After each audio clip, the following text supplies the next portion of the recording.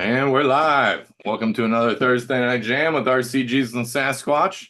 As you can see, it's a gray bearded SASquatch this week. Yeah. My buddy Jason is on from RC10Talk. Dylan, go away, please. As soon as I start every time. He's a big part of the RC10Talk forum and does the YouTube page and the Facebook page and all that stuff. Does a bunch of crazy builds. Races fairly regularly. Is at Vonats every year. He's also a big AE guy like me. So he'll have a lot of cool shit to talk about and show off. He does check out his YouTube channel. He's got videos of builds and stuff going on there. If you're into his RC10s, RC10 Talk forum is loaded with great information going back for years. The RC10 Talk Facebook page is a good page. I remember several years ago it was getting a little out of hand, a little RC junkies with idiots commenting, but you guys seem to clean all that up the past few years. So it's always good people on there with good comments and info and shit for the most part. Yeah, try to. What's up, Tommy? What's up, Stacy? So yeah, there you go. Jason, go ahead, take the wheel, introduce yourself, tell people what's up, when you got into RC, what got you into it, how long you've been into it, blah blah, all that shit. Let me get the chat up here quick so I can. There we go. Yes, Jason Santos. I don't remember ever not having an RC car. So I'm 47. I'm 47 now, so I always remember having like at least either one with a string, tied to it, or like just the one where you held the button to go straight and you let off and it went like back and to the left. Or you reversed and it turned. Yeah. Yep. With the cord that came from the radio. So all that kind of stuff. And I had like your Sears Lobos and the turbo hoppers and that kind of stuff. Yep. And it was 88. It was 88. My dad was working at a restoration shop, and the other guy that worked there, his dad owned a hobby shop. Okay. And it was mostly like Tamiya stuff, basically Tamiya stuff, but models and trains and slot cars and all that kind of stuff. It's actually still open. It's like right across the bridge from my house. Oh, that's cool. Yeah, they've been there since the 60s. And 3 days. So we went over there and I got the Midnight Pumpkin. I wanted a Blackfoot because my buddy had a Blackfoot. And but my dad, I mean, I was into old cars too, even when I was 9, 10 and all that kind of stuff. But when my dad saw the 53 Ford body, oh, we gotta get that one. It's like, okay. So we got that one, but didn't really take notice that it's a 12 scale and not a 10 scale. So we opened the box and I'm like, yeah, it looks a little tiny compared to my body. So I was like, shit. But well, they were also cheaper. I swear to God, all of us in our 40s started with a lunchbox, a Midnight Pumpkin, or a Grasshopper. Yeah, or a Hornet, something like it was. Everyone had about the same thing. Yeah. I guess it's parents testing the water. Yep. to see if the kids will actually stick with it. Because hey, some do and some don't. Still works that way with parents. I see it every day in the shop. Yep. Yeah, and that's with everything. Yeah. At the end of the day. So I still have it actually. I still have my hell yeah. It still works. It's been the original body still on it. It's been glued together and painted 10 different colors and all that kind of shit. Yeah, so I got that, and then I think the following year I got one of the Parma sport truck body, or the Parma sport truck kits. Yep. California sport truck, which I still have that one also. That was a pan car, right? Yeah. Yep. And then I guess in 91, my parents got a new house. And usually you go to start a new school and stuff, and you're just in a different environment. Yeah. So you meet other people and that kind of stuff. And so I met a kid that he was older than me, but he had a junior T. Oh. and he raced a Losi Junior T. Mm-hmm. So he's like, yeah, you should get one of these and we can go racing, right? Run the truck class. Oh, dirt oval wasn't all. There was really no off road around here anywhere Yeah. back then. Pretty much all through the '90s either. Everything was oval. Um, so Carpet oval, probably, right? uh, Carpet. carpet and dirt, asphalt, Oh, okay. concrete. Yeah, it was pretty much the gamut. Pretty much any surface it was around. I basically ran dirt oval. I did run. I had a 10 LS my first pan car was uh, an ART Agitator Junior. Um, so you run, carpet. There was a couple small carpet tracks around, and then once I was in the racing a little bit more, I started traveling to some farther away places. But I got that Junior T in so that was '91, probably like summer of '91, I guess. Yeah, that would have been like when it first came out, right? Yeah, Or it was. Yeah, it was pretty new. Yeah, I guess started. I went to my first race. It was at Red Lion Raceway, little dirt oval, and it was kind of like a charity race for MS. Okay. Like, you got to get like sponsors to like donate per lap. So like the Yep. total amount of laps that you ran the whole event, that's what you would have to or the sponsor would have to pay or send in. Yeah. So I did that. So that was my first race. I don't really there was only like 4 trucks in the truck class. Um, and Yeah. then I mean, stadium truck was still real new then. well, trucks oval truck racing was really popular then because it was like the step like it was like your first run, almost like NASCAR, where like the Craftsman Truck Series, Yep. and then you got Xfinity or whatever. But the the truck class was pretty strong, right? Once I kind of started racing more and going to other places, Okay. uh, you had like even on like weekdays, right? Like regular weekly club racing, you had like 3 full heats or like even up Wow. down to C main. So it was really popular. Damn it. Um, yeah, so I raced as much as I could, basically all through '91. Um, I ran a roar race, like a roar regional race, Yep. finished 7th in EA. There you go. I was pretty good right out of the gate. Um, and then I You got still run pretty good now too, consistently. um yes and no. I feel like I could be doing better, but Yeah, you're usually up podiuming though, or fifth or well, most of the race. I The Vonats at least when I'm there. you know, I tend to do good enough. Like I really got to shit the bed kind of to not make the A. But Yeah. for whatever reason,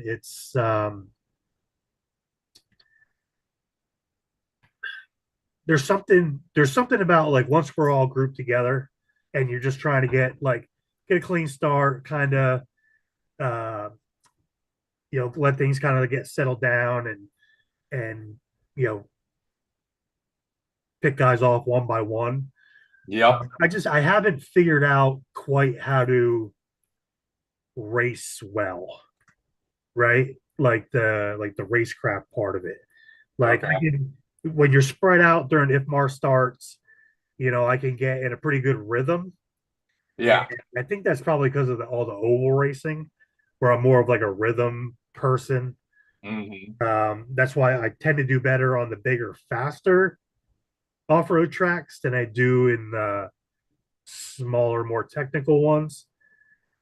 Um, but yeah, if there's too many, if I'm bobbling too much and like that kind of stuff, or I'm having to fight with someone too much, I'm just I don't know, just haven't figured out how to haven't really figured out how to pass well. I think that's like the biggest one, right? To know that I could stick my nose in there and not Yeah. take the guy out, like that kind of shit. Because I don't want to be running over people, but See, at the that's what same, like I love about when Eric and I will get in a battle is because we're both buddies and neither one of us is gonna get pissed. So we will actually like run each other over in the corners and shit. It's great fun. I don't do it to many other people because I don't want to piss people off, but he and I have like a running battle going whenever I'm there for that. It's a great time. yeah, and I don't run enough, I think, to get kind of better at it. So I'm kind Yeah. of just, I am where I am, and but I don't really get, I don't get too bent out of shape about it. You're there more to have fun like I am, it seems like. You like some Yeah, of I the mean, dudes get fairly competitive for the most part. Like if I'm not crashing and I'm finishing and doing all right, I'm happy. yeah, I mean, I'm serious about it because it's, if you're not going to be somewhat serious about it, why are you spending the money to, you know, go to the event and everything? Yeah. But I don't get too bent about it if something's not really working out, my way. Mm-hmm.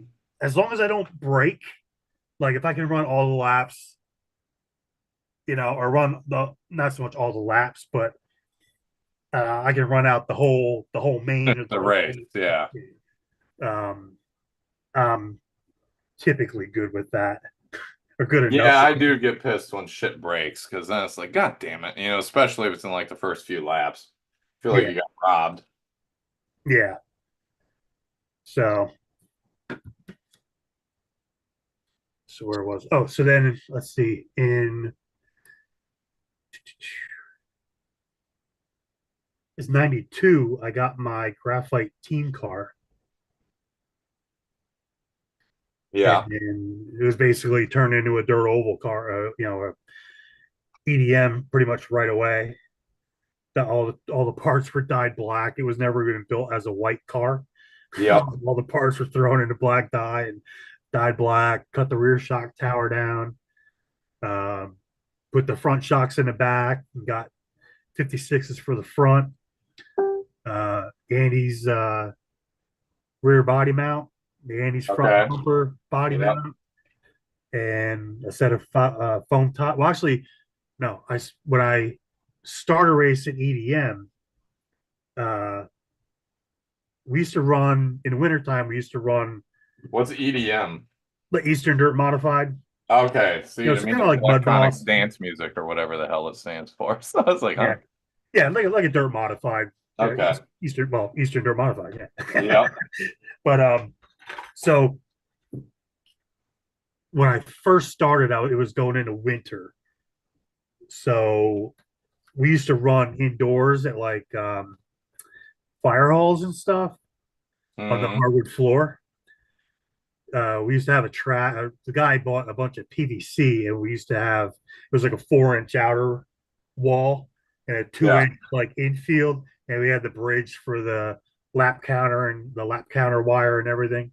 Yep. Um, and we would race indoors uh, with the club that I raced at, Okay. and then there was other places around that you run hardwood somewhere else. We actually run in skating rinks um, back then too, Yep. or carpet tracks, whatever. I mean, there was always something that you could race. But when I originally built my car, um, I had the dynamite, the big dynamite spikes were like the tires they use at the one track. I can't think of the part number. Um, yeah, so I had a set of those I on. know the ones you're talking about. Yep. It's like the 4 rows. Kind of, it looks like a step pin, but they're kind of bigger. Yep. Um, yeah, and then so then what's that? What's up, 90. Jeremy? What's up, Oren? What's up, Wayne? So then like 93 was basically my first year of doing the dirt racing on the dirt then. So and then pretty much all through the 90s it was uh it's a pan car racing when the Trinity Street Spec series started. I got Yep. one of the TRCs and was running some of those races. Um, yeah, and then around '02, I guess, the last track that was like relatively close to me closed up.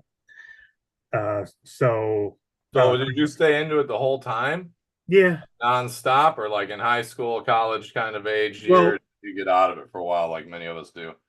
well, when well, halfway halfway through my senior year, I became a dad. So Okay. that kind of stunted a little bit Uh-huh. of it, right? I mean, I could still do it to an extent. I had to spending more money on diapers and formula, Exactly. Money gets and that tight. kind of stuff. But it was I couldn't really buy like better stuff, right? Yeah. So I could still race and everything, but I definitely I couldn't keep up with a lot of the guys. Yeah. And I was really good. I was always running with the fast guys, you know, 92, 93, 94, you know. So yeah, so pretty much after he was born, it was, I could still do it, but I just wasn't able to like be at that level, you know. Yeah. I just felt like I was always behind the eight ball. Like Mhm. guys are running the 1700 SCR C packs, and I'm still running old 1400s, like that kind of That shit. was a big difference back then. Yeah. So yeah, you couldn't gear it up a little bit, because I didn't have Mhm. the extra run time, all that kind of stuff. So it was, you know, it is what it is, you know. Yeah. Uh, Life. but I was also racing slot cars at the same time, 124 scale slot cars. All right. That's something I, I never did besides playing with on a cheap track at home. yeah, I actually started racing slot cars before racing RC. But it was like with like a couple. Was the same guy that got me into the junior T. Okay. Uh, Not that he was necessarily into it, but I think it was one of those. Uh, he kind of bought one. Like he went to some hobby shop that had a track, Yeah. and he ended up buying one while he was there. And he really wasn't a good driver. Even RC, he wasn't a good driver, and wasn't any. But I was. So uh, he heard about this big Keystone USRA race down in Philly. So we went down there, and I think I finished fourth or something. And one of the bigger race. It was Yeah. the youth division because I was like 14. So it was like Yeah. until you get to 16, you could run Okay. the youth division. Uh, so then that kind of started with that, where I didn't run that much in the summer time, but that Mhm. Keystone series was like September to April, and it was like once a month for the series. But there was a couple tracks fairly close to me that I would go to once or twice a week. Run like club races, slot cars. Yeah. Also, I had a good time doing that. Later in the '90s, I started getting into the slot car drag racing. Was doing that for a couple years, and I was like, '02 was I kind of stopped everything, and I just wasn't really doing the RC stuff. I mean, I still Yeah. messed around with it, but I wasn't worried about like going racing and everything like that. And that kind of went on for a couple of years. Um, and then the RC10 talk stuff kind of started in '06. And then Eric started the Bonats in '08. Okay. So that was like, I ran like two races between 2002 and '08. A buddy said, Yeah. "Hey, I'm going to Stobbs or whatever, and do you want to go with?" I was like, "Yeah, I'll go with." It was a big dirt oval, Yeah. and then when we got there, he's like, "Do you want to run my mod?" And I was like, "Yeah, sure." So I ran that once, and then in '07, I think, uh, a couple of guys put a dirt oval in, and I ran my old uh, Terminator a couple times. Okay. But it was still all oval stuff. And Hmm. then once kind of got rolling more with the RC10Talk stuff, and then Eric started the Vonats. So I went to the first one, and so I was like really my first off road race. Uh, and then Previously, sounds like it's been virtually all oval, huh? oh yeah, it was pretty much yeah all oval. Everything was oval. Uh, so it took a little bit to like understand how to really race. You Yeah. know, like car setup, and I mean I'm still trying to figure out like understand car setup better and that kind of stuff. But slowly slowly it's it's starting to come to me, and it's before it'd be like, why is it I'm doing this and I'm doing that, why is it not working, and then all of a sudden you kind of hit on something. It's like, okay, you know so it's getting easier, thankfully. There's a lot to setting up a car properly. It's definitely science and skill to learn. Yeah, I'm finding that out.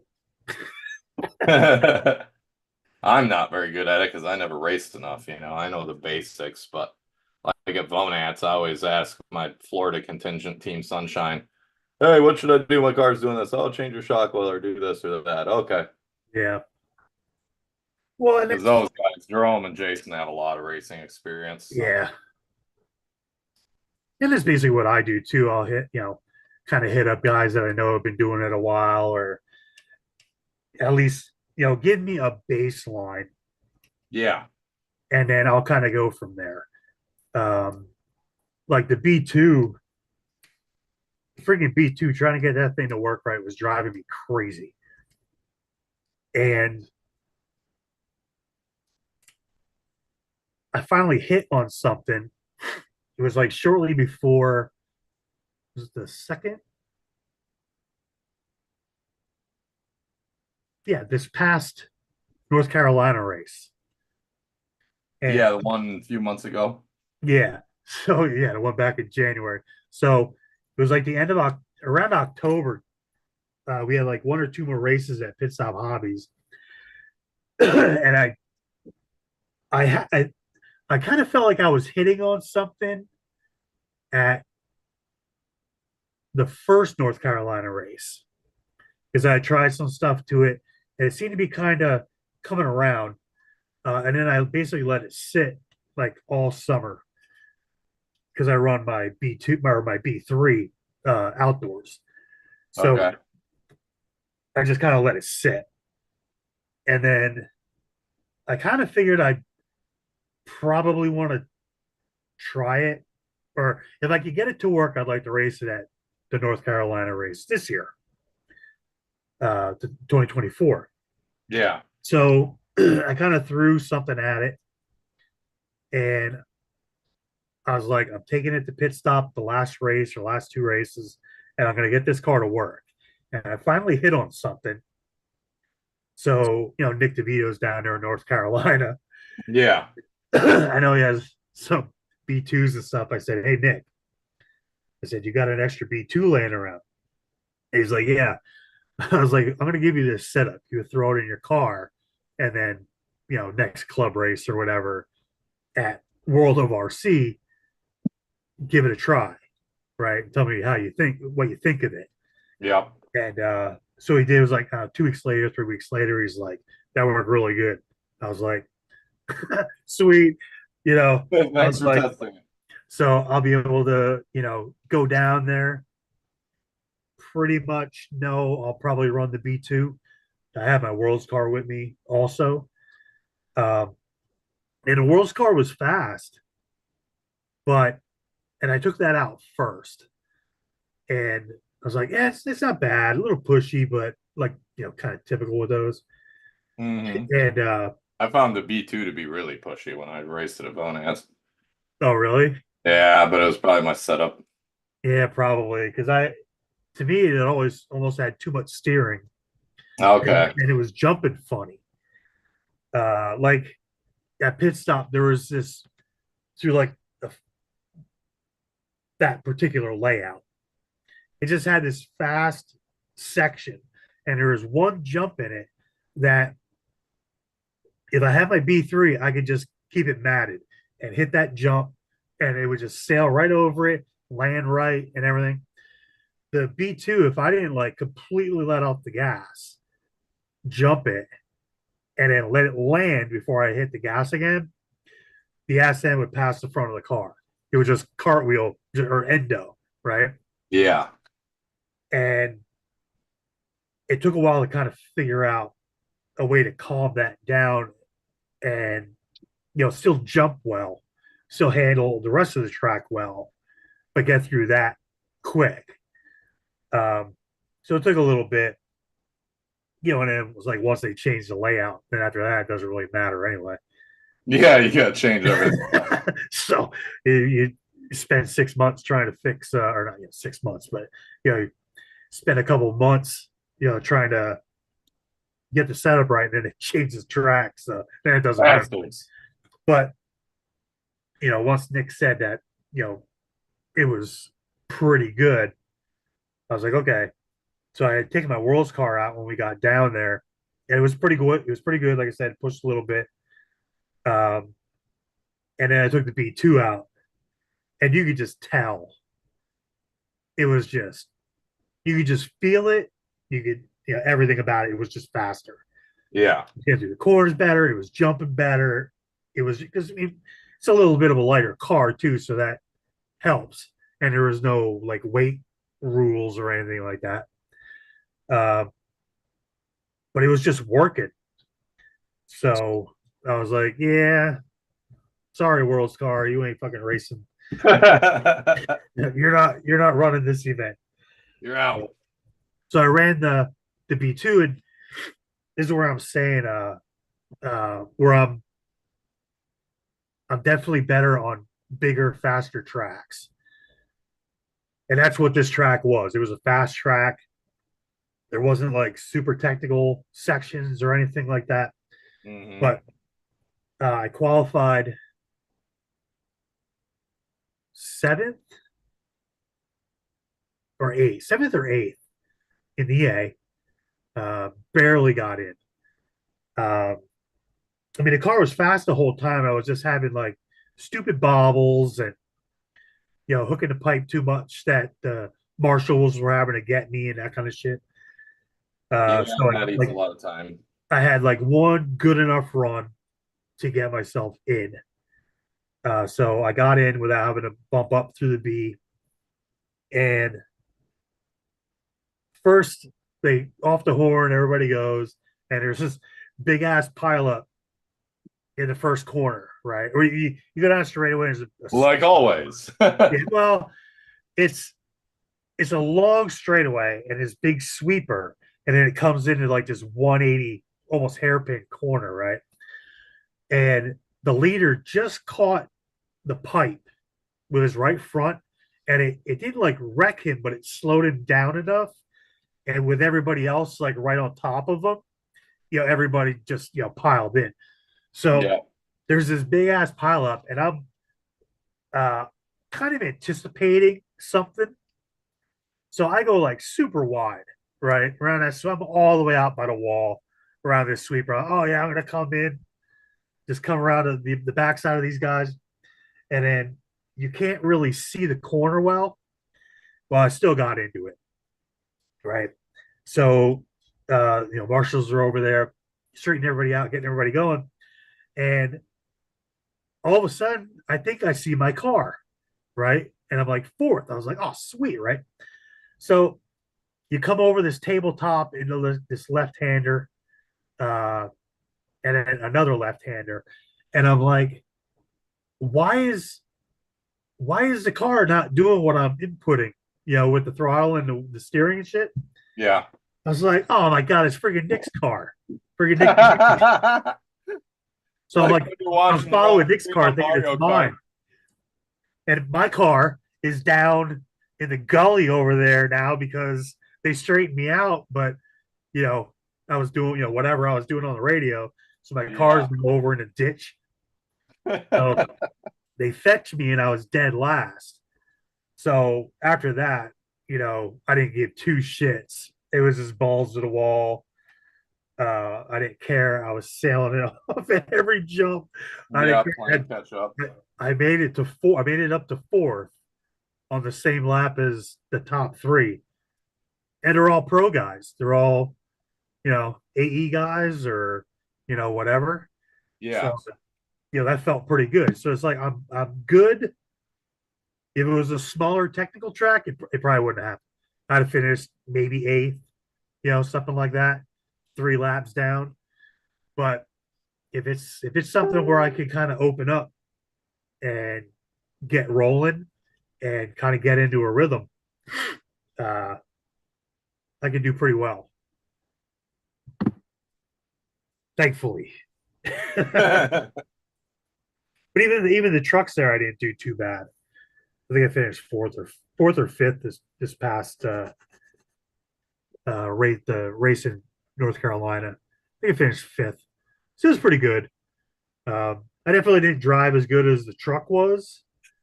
I may have been able to squeeze a fourth place out of it, but and the same thing with the vintage race at Dirt Cat in Maryland in March.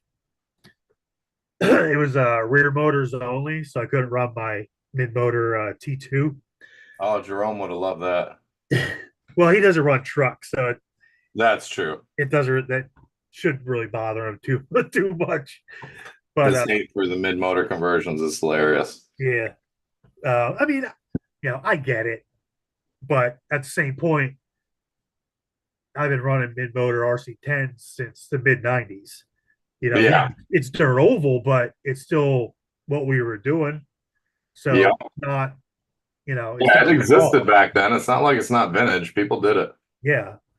So, uh, yeah. So that race was mid motor only or rear motor only. So I had to run my T3 because I don't have any other trucks that are done that are regular rear motors. And so I ran my T3, and even that, it's a really, I mean, it's a pretty big track, but it's a glued surface. Uh, and I was really struggling with it. Even with the buggies and everything, it was just I couldn't get that. No matter what I did, I couldn't get the feel for it that I wanted. Yeah. But till the race was all over, or till like the main started and that kind of stuff, the glue kind of wore off a bit. So the track was getting a little more slick, Yep. and it started playing into my favor, right? So it's like I barely made the A uh, with the truck, and I ended up finishing second, right? So I started like eighth or ninth or something like that, and I ended up finishing second. So I needed the track to kind of wear out and come to me so I could kind of slide around a little bit, you know. Come to Butthead. Yep. But yeah, so I'm kind of looking forward to vintage Nats this year. I am and I'm not. Um, I am because it's going to be an adrenaline, and it's a pretty cool track. I was there last year Yeah. for the J Concepts race. Uh, Yeah, that's where you did the interview with Jason and shit, right? yeah, so the track's great.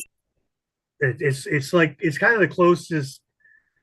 I feel it's the closest to racing outdoors inside, right? Just because it's in like the big canvas tent or canvas building, so you get like the natural light coming through and everything. It just Yeah. you kind of feel like you're outside, but you don't got to worry if it rains. So that's Yeah. so that's good. And I see they've got like the bottom part of it like open, so it still gets like a breeze and whatnot in there. Yeah, it was closed off when I was there, but it was kind of Okay. mid May, at that point, and it wasn't like, it wasn't really hot outside. It really wasn't hot inside. Um, Yeah. but but I have a couple, like I already have cars kind of in the queue to race at the vintage Nats. Okay. So I'll be running like a Masami replica this year, and I have a Pavitas one for next year. And I built those cars to race at the vintage Nats because typically what I do is I build a brand new 2-wheel drive car, I race it, and then it gets retired. Right. So like Yeah. those are my shelf cars. I don't really have a lot of like new built cars or anything like that. Hmm. Uh my collection kind of just consists of new cars that I built and then raced. So I'll be running this Masami car this year, but it's like with how What's your Masami car? it's the 94 Winter Champs. Okay. So so it's basically a standard Worlds car. So Yeah. again, it's a brand new re-release. Uh, but now that the B2 is running so well, I'm kind of it's like shit. It's like I know if I run the B2, I would definitely do I would definitely do better. Hmm. So it's like I'm like, ugh. So I just kind of resorted to the fact that all right, or whatever phrase that is. All right, just gonna run the Masabi car because that's why I built it. Yep. Whatever I get, and just be Understand yourself. kind of it is what it is. Yep. And I got I'll have the B2 ready for North Carolina in January, or ready to roll again in January. I still like there's like a half or 1% chance I might make it. To Virginia. Yeah, that's where it's at, right? For Vonax, Yeah, Virginia. yeah. Because it'll depend on how close the airports are and stuff, because I'm not gonna have time to drive. But I've got Proline and a TTC, Proline in California and a TTC with that crew cab that Metal Master and I are doing in New Hampshire that month. I specifically told Eric, I'm like, what are the dates? I'm like, they can be anytime except September because I'm already out of state 2 times in September. He gets back to me like an hour later, right between the 2 weeks I'm gone. I'm like, you fucking prick. Yeah, I thought I was actually going to miss. What's up, RC Junkie TV? I thought I was actually going to miss last year for my sister's wedding, I thought you had something conflicting last year for. and it ended up being okay. And then now my nephew's getting married this year, and I was like, shit, when's your? But it's like later in September, so. Hmm. But if I kind of really want to go to the INS race at the Hoosier Hobbyplex in Indiana. Is that in Indianapolis or where's it at? It's New Albany. It's like an hour or so below the Speedway, Okay. after the Speedway. Yeah. But that's the last INS race of the year. And I kind of like to go to it. I wanted to go to it last year, but it just wasn't going to work out. And it probably wouldn't have worked out this year either, but it's the weekend that my nephew gets married. So I got to take it off the list anyway. So Yep. is what it is. And weddings. Yeah. It's all right. They're always a good time too, pretty much. So What's that? they're always a good time too, pretty much. Yeah. What are you working on? Put my kids' World's car back together. Re or an old one? Yeah, re-release. Uh, I'd taken it apart. He got this one basically when it came out. Uh, Yeah. Actually, it was 2014 because we went up to the I didn't race the vintage Nats in 2014, but we ended up going up. Okay. And his Kinwall was there. Yeah, I know. I'm bummed I missed that year. Jake sent me the his Nix 91 prototype Yeah. car. So I took that up to kind of show everyone and that kind of stuff. And Oh, so when we were there, they had like one kit left. There may have been two. yeah, Uh, because 2014 is when they came out. So yeah. So I was like, hey Christian, they got a friggin' RC10 Worlds car here. You should pick that up. Because I was already, I already had a bunch. I was like, hey, get a brand new one and go yeah. racing and that kind of shit. So we got it and we put it together, and it really hasn't been apart since 2014, and Oh, okay. it got used a lot. It's Yeah, been it to needs some a lot of attention. tracks. It's turned a lot of laps. Um, and I went to Trains and Lanes, screwing around on their outdoor track uh, for a couple weekends ago, just to screw around, right? And they got Yeah. this huge ass 8 scale track. It's way too big for 10 scale, and the track, the surface itself, really isn't. It wasn't good to be running an RC10 on. Let's just put it that way, with all the rocks sticking out of it and shit. Yeah. So, the car got kind of beat up, and I was like, all right.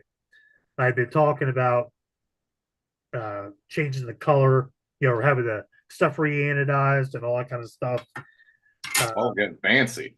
Yeah. So I was like, well, I'll take it apart and clean everything up, rebuild the shocks, the trans, all that stuff, and then we'll send the chassis parts out and have them anodized. So, well, I found out that my normal ano guy, there, the company that he works at was bought out, and his new boss is an asshole and not allowed to do shit on the side anymore. Okay. So it's like, well, you know, it could be God knows how long it's going to be till I find a reasonably priced anodizer, right? Yeah. So, and I'm just not really into it right now. So I was like, well, screw it. I'm just going to put his car back together, and uh, you know, they come apart quick enough. So if the day comes where I can find someone that can anodize it pretty, reasonably, uh, whether we got to have a big batch of something done or whatever, to make it a little more cost effective, then that's uh, that's what'll have to happen. But for now, it'll be all clean. The diff will be, the trans is all redone. All shocks are going to be rebuilt. It'll be all fresh and clean. Uh, yeah, Good to go for years again, right? yeah, basically. Yeah. And I took I got to find some newer electronics, maybe some better electronics than like the speed passion ESC that was in it. It's actually been like really good for being kind of one of their cheap, almost like a handout. I almost think it's one of the speed controls that they used at like handout races. Uh, but it's actually worked pretty well. But I was hoping to find something a little bit better, maybe. Uh, so we'll get his car set up a little bit better, and I mean it always worked. It was like it worked well almost everywhere. Carpet, I would just put different front shocks on it that were already kind of set up for carpet, and I would do that and take some of the preload out of the springs in the back and throw some dirt tire or carpet tires on it and go run carpet. Yeah. So it's just always just worked really well. So Well, when you get a minute to pause on that, you need to show off some of your sick builds. I have to go digging. I have to go digging. Well, being as though because like my basement isn't done, I don't have like Yeah. nothing's like out, right? Yep. So I have these under bed boxes, right, with the Mhm. wheels and shit on it, the plastic ones, plastic like totes, under bed Yeah. totes. So I have like 4 or 5 of them, and you can fit 4 buggies in them with tires off. Okay. And so like they're all in those. You stack the top ones upside down onto the other ones. Well, no, they stack nice, right? So you can put 4 of them side by side. You basically just like Oh, okay. one will be like this way, then the other one's this way, or Yep. like that. But I don't want to leave the tires on because then I get flat spots. So they're Yeah. all they're all none of them have tires on.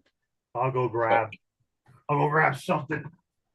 all right. And when you're showing that off, I gotta go grab a drill to do these turnbuckles because they're the classic all threads, so I'm not dealing with that. I'm cheating. Yes, thank you for the kisses. Yes, yes. I love you too, Babas. You want to say hi? Yeah. Jason always builds top shelf, really nice, clean builds. So it's worth him digging them out.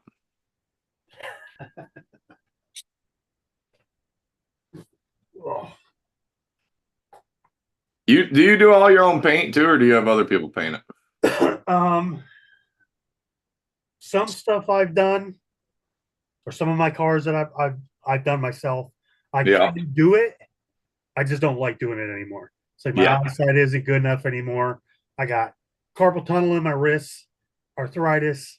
Yeah. So it's just I just don't like doing it anymore. Right. And Oh, there's so many guys that can do it better than I can that for what they charge. right. Go ahead. That's why I have D-bag paint all my shit. I'm like, Yeah, I he's fucking got absolutely hate painting bodies here. Just do yeah. it. It's like Thank you. to be honest, I actually don't mind the painting part of it. It's everything. It's all the prep and the masking and The everything masking is what leads sucks. up to Yeah. it. So that how far back I go. So this is what I'll be running at the vintage nats. Okay. And that's your B2 then, right? No, it's Oh no. the world's Riri. Worlds, yep. So it's basically a replica of Masami's car from the '94 Yep. Winter Champs. Drop it. So the Nice co-propo servo in there. yeah. Yes, it's all new, all brand new. Yep. Got the anodizing all machined off on the top lip. Yeah. RDS Plus.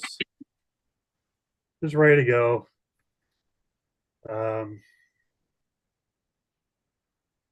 Yeah, I'm hoping it should work okay, but I just feel like the B2 is going to be better. Yeah. It's just is what it is. This will look good going around the track. Yeah, and it'll be fun to drive it. You built it to run there. It'll be a good time running it. Yeah, yeah. I think Dark Side Designs painted this one. Okay. Yeah. Um, Jason Rona just came out with the Scoop Mirage SS body, Mm-hmm. and he sent a couple over to have them painted, and he sent one over and left it there for me because he kind of knew this car was coming Yeah. up.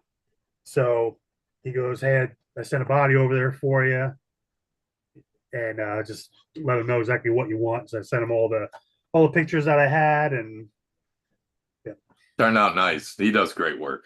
yeah. And this is the one I ran. This is the one I ran last year at RCE. Yep. This is a copy of the one he ran at the '93 Worlds, Yeah. basically. Oh yeah, and you got the little kick up bumper on there. Yeah. I like how you do the old school trick. I do the same thing. Wrap it around a screwdriver and heat the wires up. Get the nice coil. Yeah. Looks good. Yeah, it didn't really get too. I always run the chassis tape and stuff on it, so they don't Oh, get so that's hammered. just all chassis tape scuffed up on it. Yeah, yeah. So they a lot of times, unless you're really catching a pipe or like really wrecking a lot, Yeah, they almost don't look like they've been used, right? Because there's like no scuffs on the bottoms of the arms, and so if like you're running good and you're not really beating the car up, they almost you're only running however many laps of practice, right.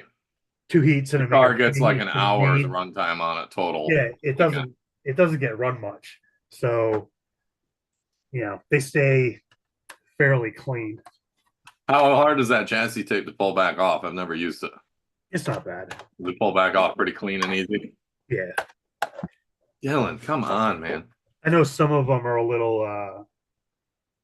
It's probably the brand, but I know I've seen some guys uh put like, what do you guys use to get the glue off?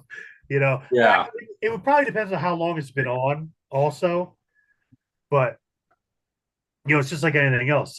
Some masking tape is better than others. yeah, right. Like some tape, it'll bleed under or it'll Yeah, leave residue. If you use good enough chassis tape, or if it's good enough quality, you're not really going to have a too big of a problem with that. probably a typical you get what you pay for situation. Huh? Well, yeah, and like on the cars that I race, like weekly, or not weekly, but throughout the year, Yeah, as they get like even here. So when I do the chassis tape, I'll just put a section here, right, and then I'll do the whole thing. So like the tail's like doubled up, yeah, uh, and then if it gets other ones I've done where I've just like pulled it back.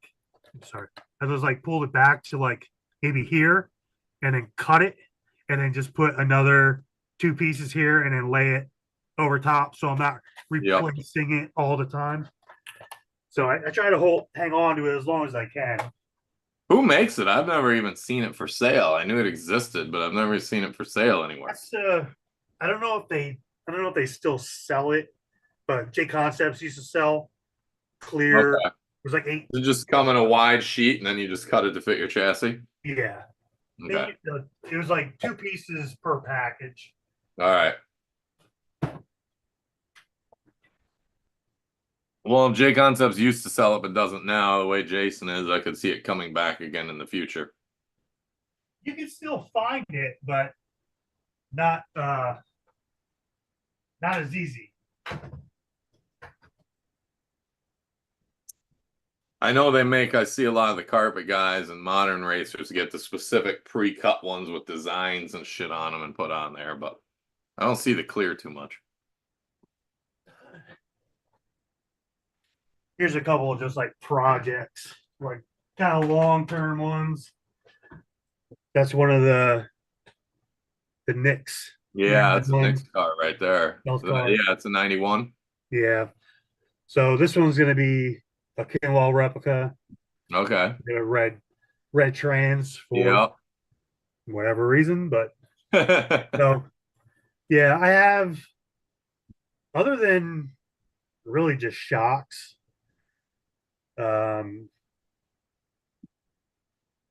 Yeah, that's really about all this one actually needs. I was gonna say it looks pretty complete aside from electronics and shocks. Yeah, I think and I have the copper springs and all that stuff. And being as though this is like, it's not a real one anyway. And Fan RC sells brand new shocks, like shocks. Yep. I'm gonna get a set of the Fan RC shocks for it. Yep. I've heard good things about all the quality of that stuff. Yeah, and even if they weren't like the best, as long as they fit and didn't leak, I'd be fine just using them, because I'm never going to use the car. But you can find nice team shocks on eBay sometimes. Maybe the caps are scratched up a little bit or something. But yeah, people using pliers on them. Yeah, but you're going to pay for them, right? Mm-hmm. And it's still not going to be perfect. and Yep. sometimes the colors are a little off, right? So, I don't know. The same thing could be with the fan RC stuff too, where the hard anodized or the Teflon is a little Teflon coating, the team Yeah. shop are a little off, but they're brand new, Well, right? and that They're not changed scratched up. throughout production, even with associated cars. Yeah, well, I that's mean, the that's hard yeah. anos, the team shots were pretty consistent, but like the anodizing always got more gold, more orange, more Yeah. brown. I mean, I have some. The older team shocks were pretty good. The more olive ones.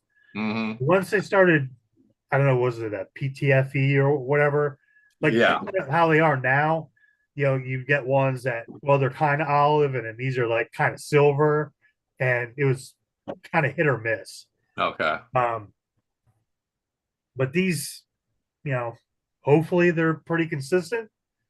And being as though it's a Reaper, I mean, there's some original stuff on this, but for the most part, it's all reproduction stuff. So Yeah. why gotta waste money and waste Yeah. kind of original shocks on it? So eventually that's what that'll get.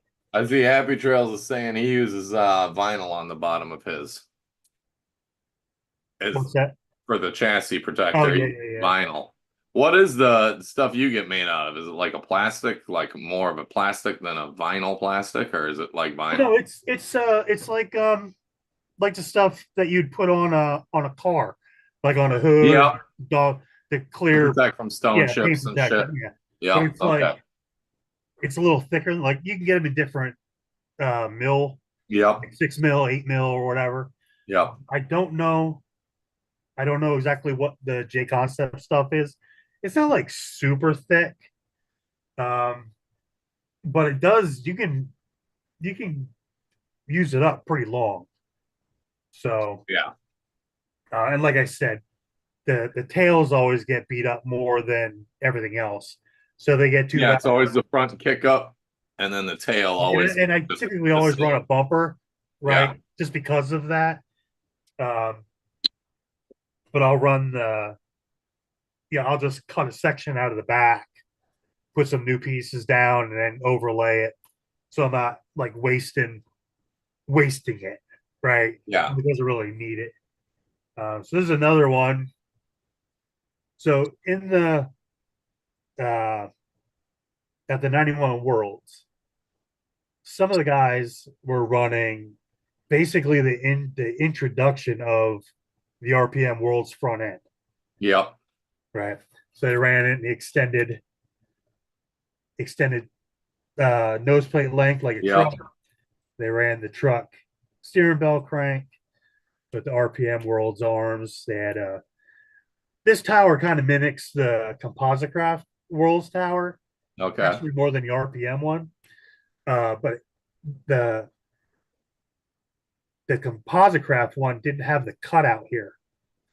It was like Okay. the center was Solid. just kind of dropped down a little bit farther. Okay. So it was kind of specific to that. Yeah. And Brad Ralphs, his brother, raced at the 91 Worlds, and he had gotten one of these front ends, Okay. and Brad still has it. So Awesome. I was able to get a good picture of the Yep. tower, and then Jeff Factory Works. I was gonna say there's probably a lot of factory works Yeah, part. he Right? cut it for me. So everything, this is all OG stuff, original tub, the nose plate, everything on it is OG. So that's the expensive one. It's gonna, yeah, Yep, with the and stealth it's fans. all new except for the arms. I didn't have a new pair of front arms. They're not really beat up or anything, but someone had like clearance the I might not be able to see it, but they kind of clearance the arm here Okay.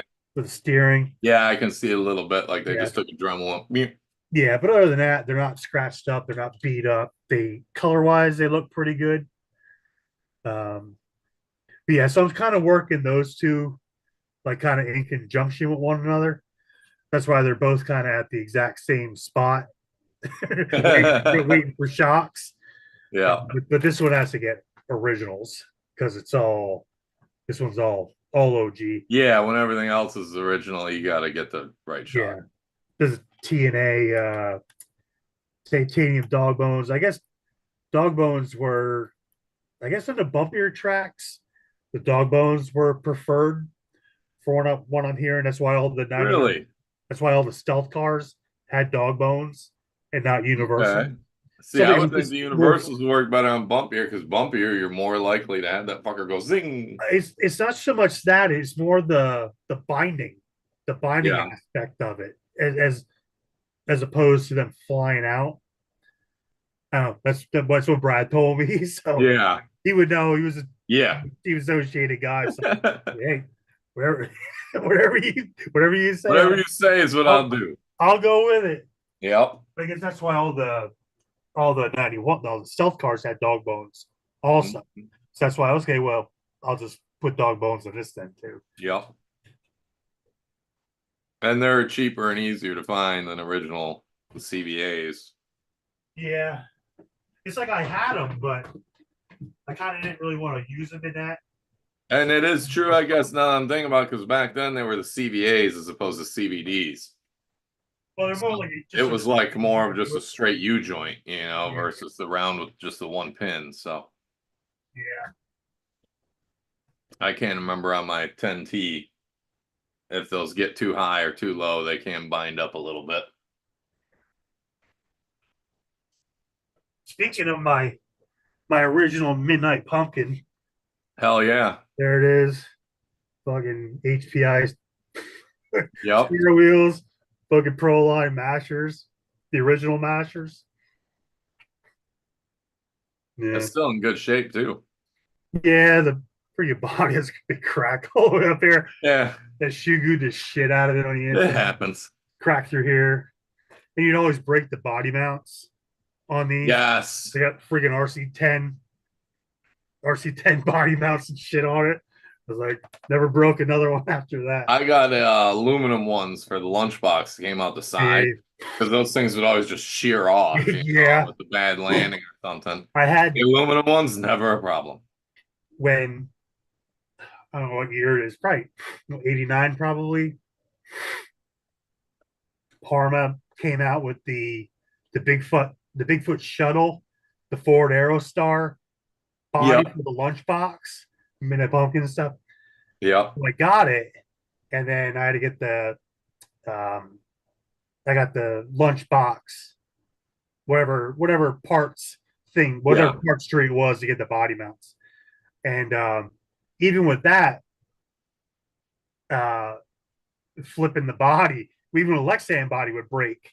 Yeah. Body mounts is like, Yeah. I've probably broken 50 lunchbox body mounts in my life. They're yeah, all. yeah, but it still works. I think I got the Novak Explorer in there now. My original one, I think, is up at the shop. It's not nearly as nice as yours. The body is wrecked. Like it's not wrecked, but it's beat up. The truck is like missing a couple parts that have gotten lost over the years, Yeah, or potentially shit I broke back in the day that I could just never replace. Because it was always a bitch to get my parents, for all of us. That I broke this part. I need to go to the hobby shop because, of course, there was no internet. You just order shit and have it 3 days later. yeah, Ordered from Tower. It took like 6 weeks to get to you, even though it was 8 hours from my house. yeah, And so at one point, it just got set aside. I got the RC10T, right? And then the lunchbox was done. yeah. That happens. Like, nope, this is way faster and drives way better. This is probably one of my. I'm probably only gonna have like a handful of like cars that were built specifically to never be used. Right. Yeah. This is one of them. So I mean, you've seen like the B15 builds Yep. that I do. So this was the first one, and I basically did it to try and make it look completely original. Like if Yeah. like AE built it, right? Or Yep. designed it or whatever. And even did the T2 uh kind of mimic the T2 I was box. gonna say it's like a box art body scheme. Yeah. I love making Dwayne do those because he fucking hates it. Yeah, so that's that one. Yeah, I that's went like 89 shocks in the front because I was trying to like pull some of the things from like the B2, right? So I got like the mm-hmm. 89 front shocks, but everything else is all. If you don't know what he's talking about with shocks, like when he says 56, 70, whatever, Yeah, it's 89, it's the the shock length of shaft the, length yeah. So I had and body, but custom taller towers made or tower made for the front. and Custom Jeff one do made. those too from Factory Works. Not these. Okay. I don't remember who did these. Jeff eventually started doing my B15 towers. Yep. I don't remember who did. Oh, there was a guy on the RC10 Talk forum, and he Mm-hmm. was selling 89 or world's tower sets basically, but for the taller 89 front shocks. Mm-hmm. So he was making them in carbon. So I asked him if he'd make one in fiberglass, Yeah, G10. matte black G10 for the front of this, and then I drew up the rear one, right? So because it has the buggy height and everything, so it's Yep. the bottom of it's like a T2, but the top it's like a regular RC10. Mm-hmm. And then I incorporated the truck rear body mount Yep. there because there's no And I see the no T2 brace. battery brace and things like that. Yeah, Battery short bit wrap. stuff. Yeah, so OG or old school period electronics and stuff. Is that a rooster? No, it's a Hammer Pro. Okay. Yeah, the 1700 SCRC sells the brand new Reedy Sonic in there. Nice. You even got the right cells, huh? Yep, I didn't even 1700 notice. sells. Yep. Yep. Side by side. Yeah, so this one probably one of my favorites because it turned out the way I wanted it. Yeah. It looks when I set this one alongside my World Scar, like my original World Scar, they look. It looks like a jump, like to the Yeah. next, like how Progression. the 10T and the T2 are, where a Yep. lot of the parts are the same, but chassis different, different trans, and that it that's how those are, Yeah. and it just. I mean, there's a couple of things I probably would have did a little bit different, but nothing that would really change the overall, you know, end result. Really, just a couple Yeah. little things I probably would have did a little different. Did you build another B1.5 that you raced? A bunch of them. I thought so. I thought you did at least Yeah, 3 or 4. it was. There's a couple that I started that kind of never went anywhere. Um, so like when I would start a build thread on the forum, I think I was doing like two of them at the same time. I was doing this one, and I was doing the one that I eventually raced at the 2015 Vintage Nats. Okay. So they're like combined on one thread, one build thread, and then I had another one that had two of them in there also. So that was 3 and 4, and then I started another one, so that was build 5. Another one was 6, Jesus. and then 7. I So didn't remember you did that many. yeah, I got a bunch of them, and some of them are like done. Like some of them are like two of them are just basically boxes of parts, but I kind Yeah. of know the direction I want to go for them. I haven't really started on them yet. Then Joe Scabarozzi has one. Okay. I started, Your partner in crime. yeah, I started many years ago, and I basically cut. I basically made the back of it like a B2, right? Okay. So when it's done, it's basically going to be an aluminum tub B2. All right. Basic, So for almost the like a most part. V1 3/4 compared to the other ones you built. Yeah. I mean, it's going to be the closest. It's going to be an aluminum tub B2, Yeah. except for there's really no way to narrow the tub in the front to like how a B2 chassis is. Yes, they get pretty narrow in the front. So kind of leaving that the way it is, but we're narrowing the nose plate so you can Yep. actually bolt the B2 bulkhead on. So Oh, okay. the whole front end will be B2, Okay. modified a 10T nose plate to bolt all that on. We got to make some braces to attach the top plate and all that kind of stuff on the front. But the back end's basically all done. I got all the holes drilled and all that kind of crap to put the 240 trans in it, the arms, the arm mounts. Like Joe was just gonna make some kind of a bulkhead. I don't know so much of kind of like a bulkhead to attach a B2 tower Mm-hmm. to the chassis and that kind of stuff. Uh, then I got another one. I put that's kind of like a runner, like a beater, but I put a SC10 gear diff trans in it. And it works pretty well too. Yeah. I couldn't believe how well it works. And I have like the wide arms stuff on that, like the B4 wheels and shit. Go. Good boy. I don't know what else I got over here. You gotta show like you got what the mid motor 10T or T2 and Oh yeah, I just did a video of that the other day on YouTube. hey, don't chew on my truck. Jackass.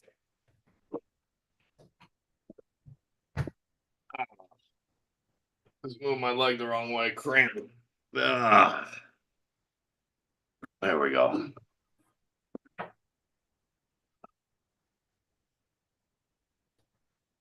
And that's what you raced the Bonats last year, right? In the stadium truck? Or was that the year before? The last.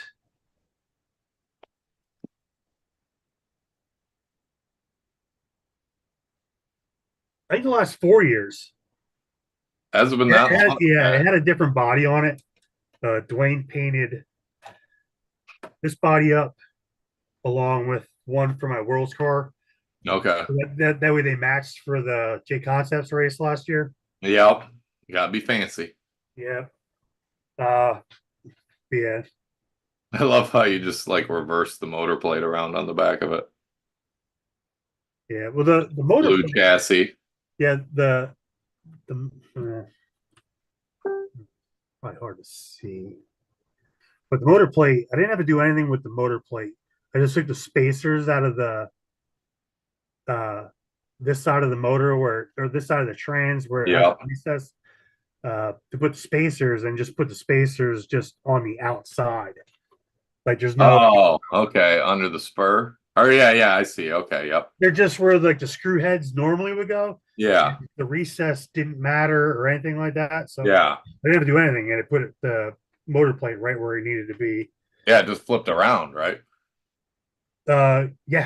Yeah. And then I made the brace to kind of mimic the T2 motor guard that would. Yeah, it looks like just like the motor guard, but it's bent instead of round. Yeah.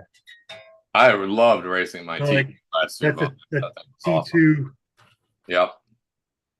Yeah, that's a T2 motor guard. Yeah.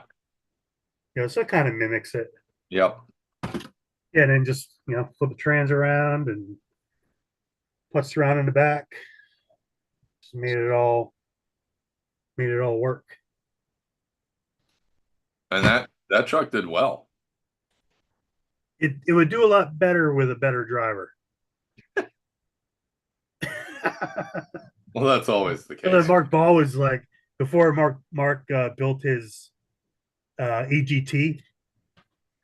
I guess it was the 22. I'm trying to remember what the first vintage Nazi was that he went to. I think it was maybe it was 21. I think it was 21 and he didn't go to 23. Or he didn't go to 22. The 21, I was like, hey, you want to drive this?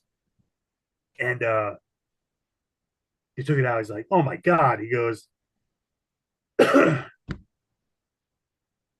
have been on, I'd have won that race if I was driving that truck. Probably would have. So then Yeah, he's a good driver. Yeah. And so he built a EGT, right? The converted gas truck. Yeah. And he won last year at Bonats. He won last year at the North Carolina race. Yeah. I think that was the only two races that he's taken it to, but he's won both of them. So it's like that one works. Yeah. So he's good with that. But yeah, I mean, it's probably about the same. I mean, it's basically the same concept. You're just, My favorite driving truck of all time is the original tub chassis GT. Yeah. I haven't driven one in years now, but man, when I first got back into it in the mid 2000s, because I turned 14 and got into full size cars and girls, partying and all that stuff, and got out of RC because only so much money when you're a kid. Yep. And got back into it in my mid 20s. I dug all my stuff out, and I have my RC10 GT. But when I got that thing at 12, the hobby shops wouldn't help you. And I'm just ordering parts. I didn't know what the fuck I was doing. I accidentally ordered an airplane engine for it that would work, but it wasn't right. Right? Like it had a pull start that you had to hand wind every time. Yeah. And then pull it out and the string would come out, and I could never get it to run. So that truck ran maybe 5 minutes total over the whole summer. I got it of 93, I think it was. And went in a box, and man, when I got it back out and was older and figured out how to run nitro and had a good time, I got a nice OS, what was it, 12, well actually I'd bought this back in the day and never got it to run either, 12 CV with the red head. And I got it running, cleaned it up, got it running, and we built a track on the farm up in Michigan. Oh man, I could just run hot laps around that fucking track all day better than anything else I drove. Every time I ever drove it on any track or just around, I was like, I love the way this thing drives. It was so well balanced. They nailed that chassis. I have GT2s, pluses, but I've never actually driven one. Yeah. I never drove well, I lie. An old neighbor when I was living in apartments before we got our house. He got a GT from somewhere, and it was one of the probably it was probably one of the RTR ones. It was pull start with the blue chassis with the pickups on the side. Yeah, and but it wasn't. I didn't really know much about them because I didn't run nitro at all. But it was pretty good. I got it running. Figured out how to get it running kind of good enough. And I run around the yard a little bit, but you could tell it wasn't quite right. It was a bit. It was like everything I could do to get it to get started, right? Yeah. And then even once it started, it ran good for a little while, but then it, I just didn't put any. Yeah, I'd get hot and peter out. The pinch was probably going on. But and I never really looked into, what I needed to do to make it run better and everything. And then I don't remember what I ended up doing. I think I sold it. Probably to buy some freaking RC, fucking tub car or some shit. It was probably exactly what happened. Yeah. But I don't really have any opportunity to run a gas truck anywhere, right? So I don't really have a whole lot of reason to understand it or get it figured out, get used to it, and that kind of stuff. There's a lot to nitro, man. I get guys that come in like, oh, I'll get this fine. I'm a mechanic. I'm like, no, you won't. You've never run nitromethane on a tiny little engine with a tiny little carburetor. It's completely fucking different than Yeah, anything you're used to, even if you've been wrenching on full size shit for 50 years. yeah, It takes a lot of experience. Once you're good at them, it's all I tell people. I'm like, the problem with nitro is it's all about like sight and sound. Like there's no telemetry or anything to really yeah. tell you besides checking heat temps. But once you're good enough with the sound and everything, you don't even need to do that. You can tell if it's lean or fat or whatever and all that. But God, you blow 2, 3 engines up on the way there, learning it, things like that. But once you get them dialed, oh, and nitro's so fun to drive. Um, well, pit stop because we run What's a up, vintage, nostalgic RC? we run a vintage race every month at pit stop right through the Yeah. rolled October. And we haven't done it the last couple of years, but um, like 2000, 2001, we would run gas truck also. Mhm. A couple of times I would pit for Mark. Yeah. They really run like a 15-minute main or something. Yeah. Just let him run. Yeah. And he would run his GT, and yeah, I'd be his pit man, just top him off and stuff, finish like that kind of shit. Um, Drop it. and sometimes it's like that'd be cool to have one, right? Yeah. For because we can run them there, Mhm. or we do run them there. But it's like I just don't have the like it'd be cool, but not cool enough to spend the money To justify, to yeah. to build one, right? Well, I do have like 5 or 6 of them. So if you ever decide you want one, I could probably part with one. It's going to come to you in a bunch of parts, which you'd probably prefer. The well, hard part will be finding an engine. well, I have, uh, I guess 2 years ago now, I stopped at an old hobby shop that I used to go to a lot, and I walk in, and the first thing I see on the counter right by the register is a 10T and a GT, just hammered to death, right? Yeah. And it looks like 30 years of cigarette smoke on all the plastic, right? The buyers, Yeah. they're horrible. And I said, how much? How much for the trucks? And I think I swear I think I paid $40 each.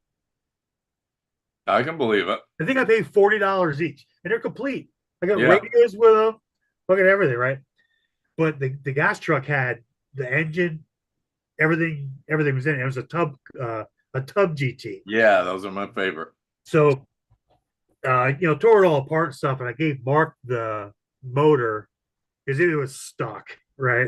God knows how long it's been sitting like that. So I gave Mark And the the key motor. to that a lot of people don't realize is they fuck up and they don't run it out of fuel.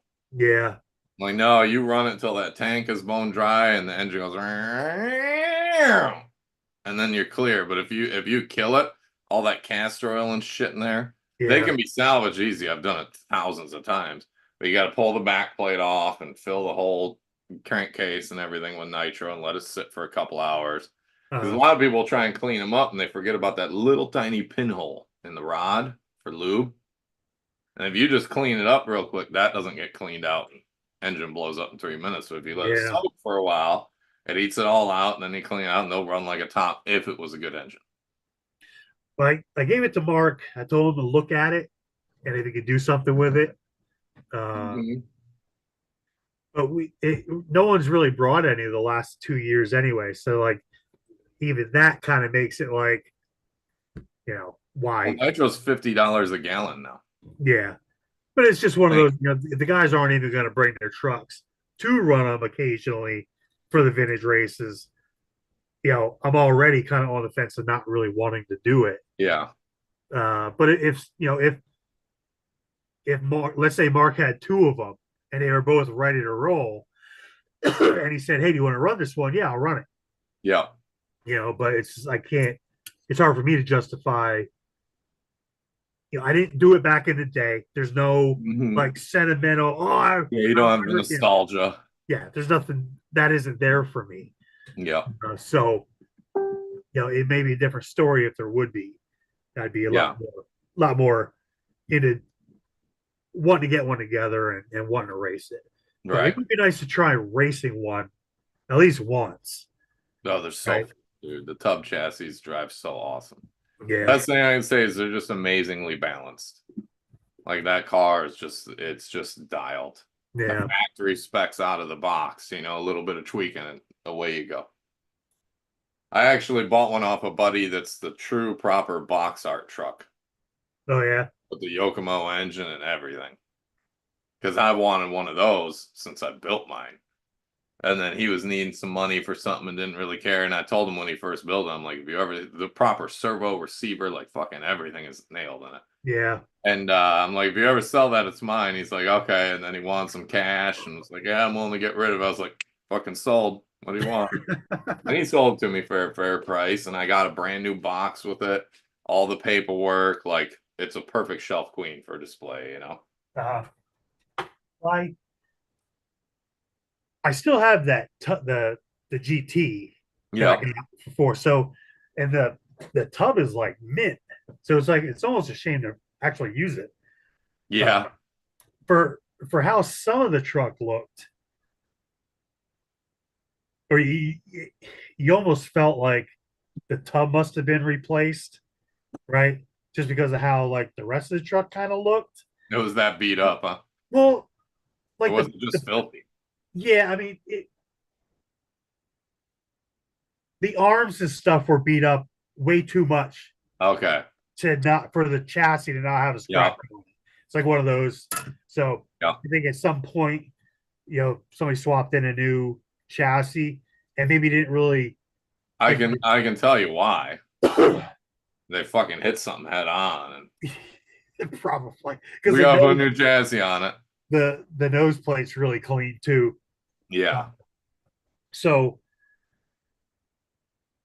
I kind of thought about because that tub is so nice and the nose plate. I was figured I'm not really worried about period correctness with that. So I'll just find one of the one piece blue RTR chassis Yep. and throw all the plastic shit on that. Yeah. Because it was a later one with the black parts and shit. So Yep. uh so I figure I'll put if I build it up, I'll just build it up with one of the one piece chassis and run it like that. I'll save the uh I'll save the tub because I have one of the J Concepts EGT Hmm. kits.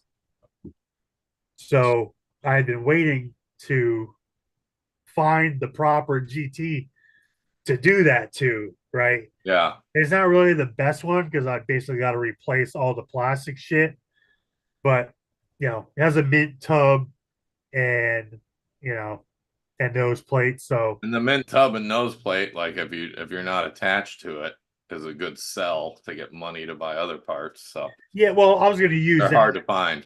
Well, I was going to use that because I don't have to repair like a used one to build the J Concepts truck. Yeah.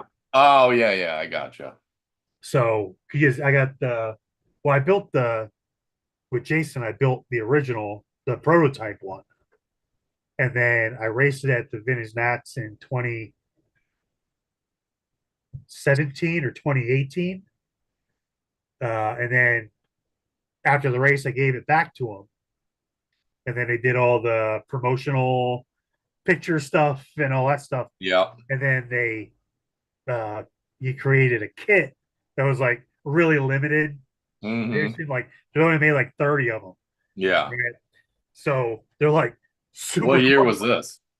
Because I don't remember that. 2018, I think. Okay. They're like super I should fucking have seen rare. it. But Like I don't even know if they even went on the website. I don't know. yeah, I just want the special people that he knows. I Yeah, can see that. yeah, and he sent me one because of building the Are original you one. sponsored by J Concepts or anything? Because I know you're tight with Jason and J Concepts. It's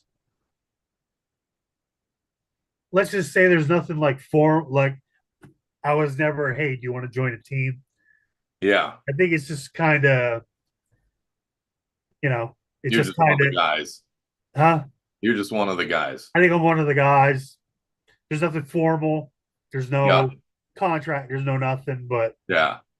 we do a lot of we do a lot of the vintage stuff together.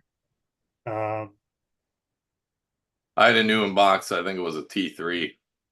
He really wanted. He was hunting one and couldn't find one. And someone, can't remember who, pointed him in my direction. I'm like, well, you can take it and open it up and do what you want, but I want it back. Like, I'm not getting rid of it, but I'll let yeah, you borrow it. And he's like, no, I really want to buy one because he's got a massive collection too. yeah, You know, yeah, it's like, yeah, well, it's beyond that. I kind of just need one to because I need one. You know, and I'm like, oh, sorry, you're talking to the wrong guy, buddy. yeah, yeah. I uh, I know he was looking for a which one was it? The later B3, like the later factory team B3 Yeah, with who's cut? Is that that Billy might have East? been it too. Was I Billy can't remember. This was Easton's several car? years ago. Billy Easton's cars on the Hmm. Rockstar, I think. He was looking for one of those, but it needs to be like a New in box, new perfect. box. Yeah. I can relate. Anyway, it's just like anything else. We all want something. We all want something different Yep. out of the hobby. Well, and I have fun. Like originally, my plan when I started the collection was to have a new in box of every one, and then buy a new in box to build. Yeah, And then as I got collecting, I'm like, Jesus Christ, it's going to be like $500,000 plus in associated cars to do it that way.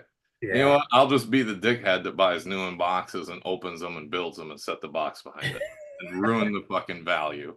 You know, cut the value down by like 20-25%, but who gives a fuck? yeah. That's not what I bought it for, you know? It's you Because a know, lot of people buy this shit thinking they're gonna like retire off it and stuff, and I'm like, No, no, no. yeah. That's what index funds and the stock market and saving and things like that are for. I mean, you can make just like anything else. If you got in at the right time, Yeah, you can make money, but it's going to be hard to get into it now and yep, expect to make. yeah. My collection is probably worth 8 to 10 times what I paid for it. Yeah, Because even when things started to creep up in price, I was the guy that would snipe. You know, someone was bored or drunk at like 2 in the morning on a Wednesday and would put it on a week auction when no one's awake looking at it. But I would pay attention. I'd be like, oh shit, this is only $180. That's a $500 car. yeah, And I'd sit there at 2 in the morning and watch it. And once it hit 3 seconds, I would snipe in with my max bid and get shit for like $200, you know? yeah.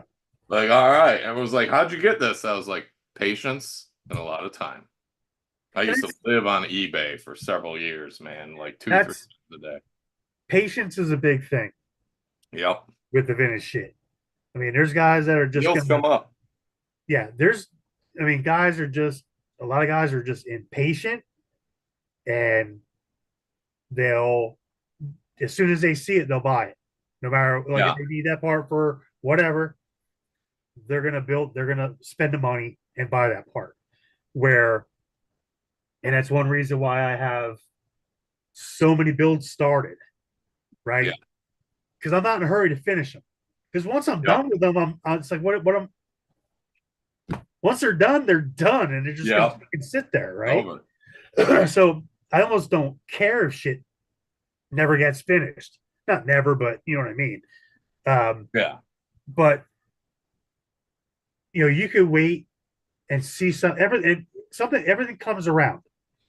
Everything comes back around. So if you're looking for a set of fucking TQ front wheels, right? Any more these days, guys are asking $60 for a pair of freaky wheels, right? At least. Yeah. And there's guys that'll spend the money. Well, okay. Well, right place, right time. Oh, someone just listed them for $10. Yoink. Yeah. So I mean, it's now granted you could also buy those and then go around and try and And sell unload. them for 60, $80. Yeah, Yeah. and try and And there's guys that do that too. But yeah. that's way too much fucking work. But it's everything comes around. Mm, So don't be in a hurry. yep. If it's meant to be, it'll be. The number one key to life, I swear to God, is fucking patient.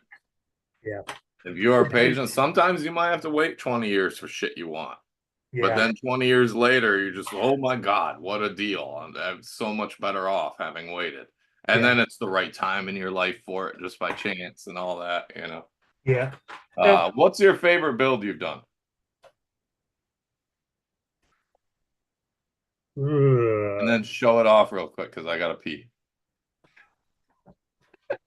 I honestly, I don't know if I really have a favorite, right? Like, there's nothing that It's hard to really. pick one. Yeah, I mean, when you got so many, it's like, um, I that BC3 is probably the coolest one. Then show it off.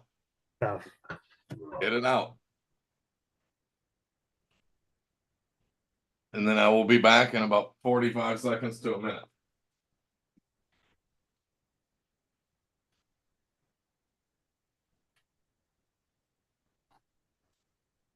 This is the one that I made the modified. Oh, I'll wait for him to come back. I'll keep wrenching it until he comes back.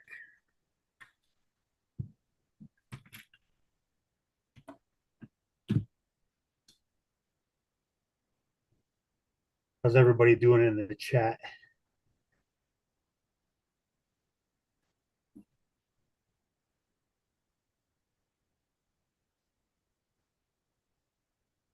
I don't know if my chat is working properly.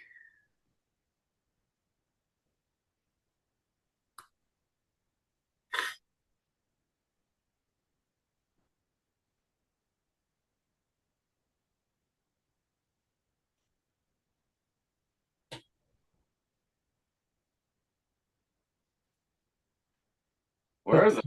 He's back. Yeah, I figured you got to entertain the people. Well, oh yeah, that one's cool as fuck.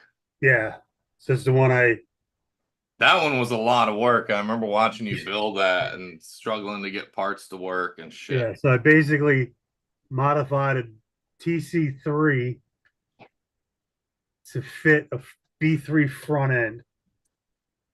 And if you're not familiar with the TC3, the amount of work done to that chassis and how clean it turned out is amazing. Like, I remember watching you with that one, like, God damn it, I'm doing this, but now this won't work, so I got to change this. Yeah.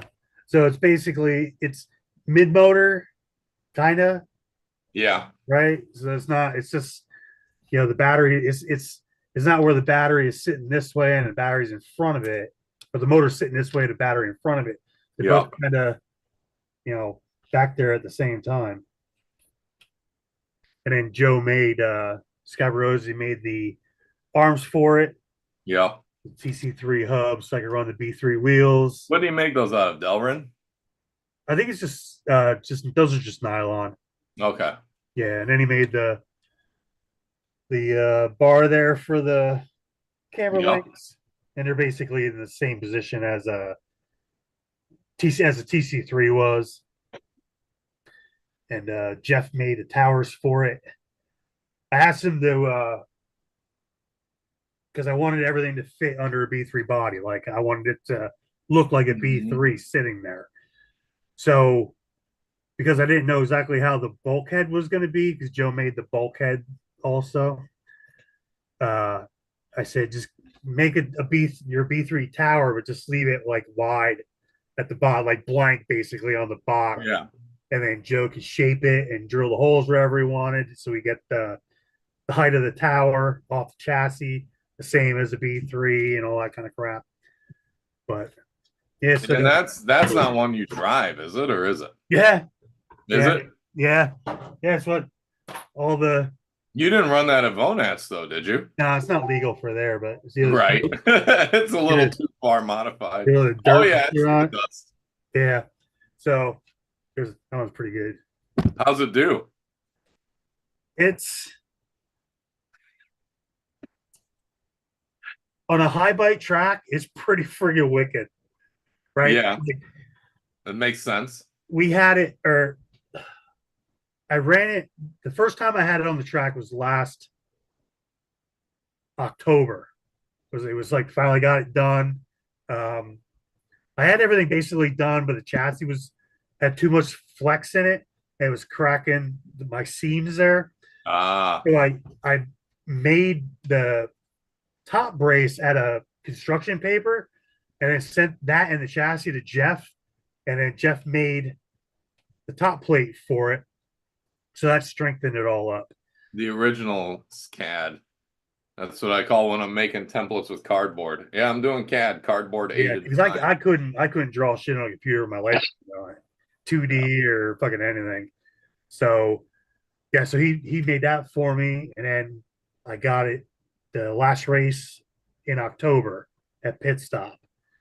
Uh, Finally got it done and got it on the track, and it was kind of all over the place, but it was like the track was kind of blown out from Mhm. racing all day, so it was kind of squirrely.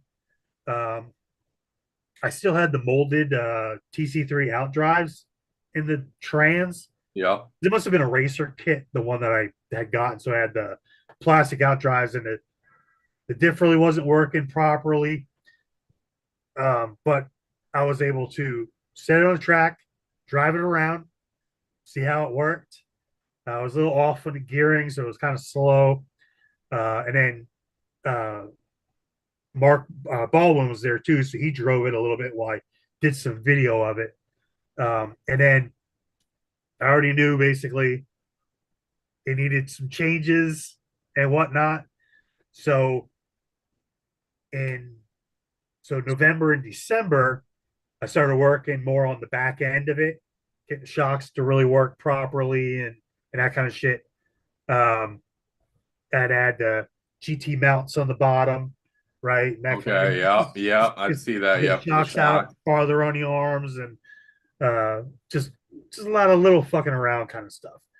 Um, and then And it took these it, are like, if you guys read the posts I made, like this is one of the cars specifically that I'm like, dude, he builds crazy shit really nice. Like, and it, not gonna see another one of those. There's BJ4s and TC3Os, but well, and that's the TC30 was really the kind of the catalyst operation. for Yeah. it, And like I did a Yeah, video. because Eric refuses to fucking package the last ones we have and fucking sell them to any of us. I've been asking him for like 6 years. Just put one together and sell it to me. Yeah. Well, I talked to him about because when I had the idea, this was a couple years ago now, because this has been a few year long Yeah. project, so off and on project.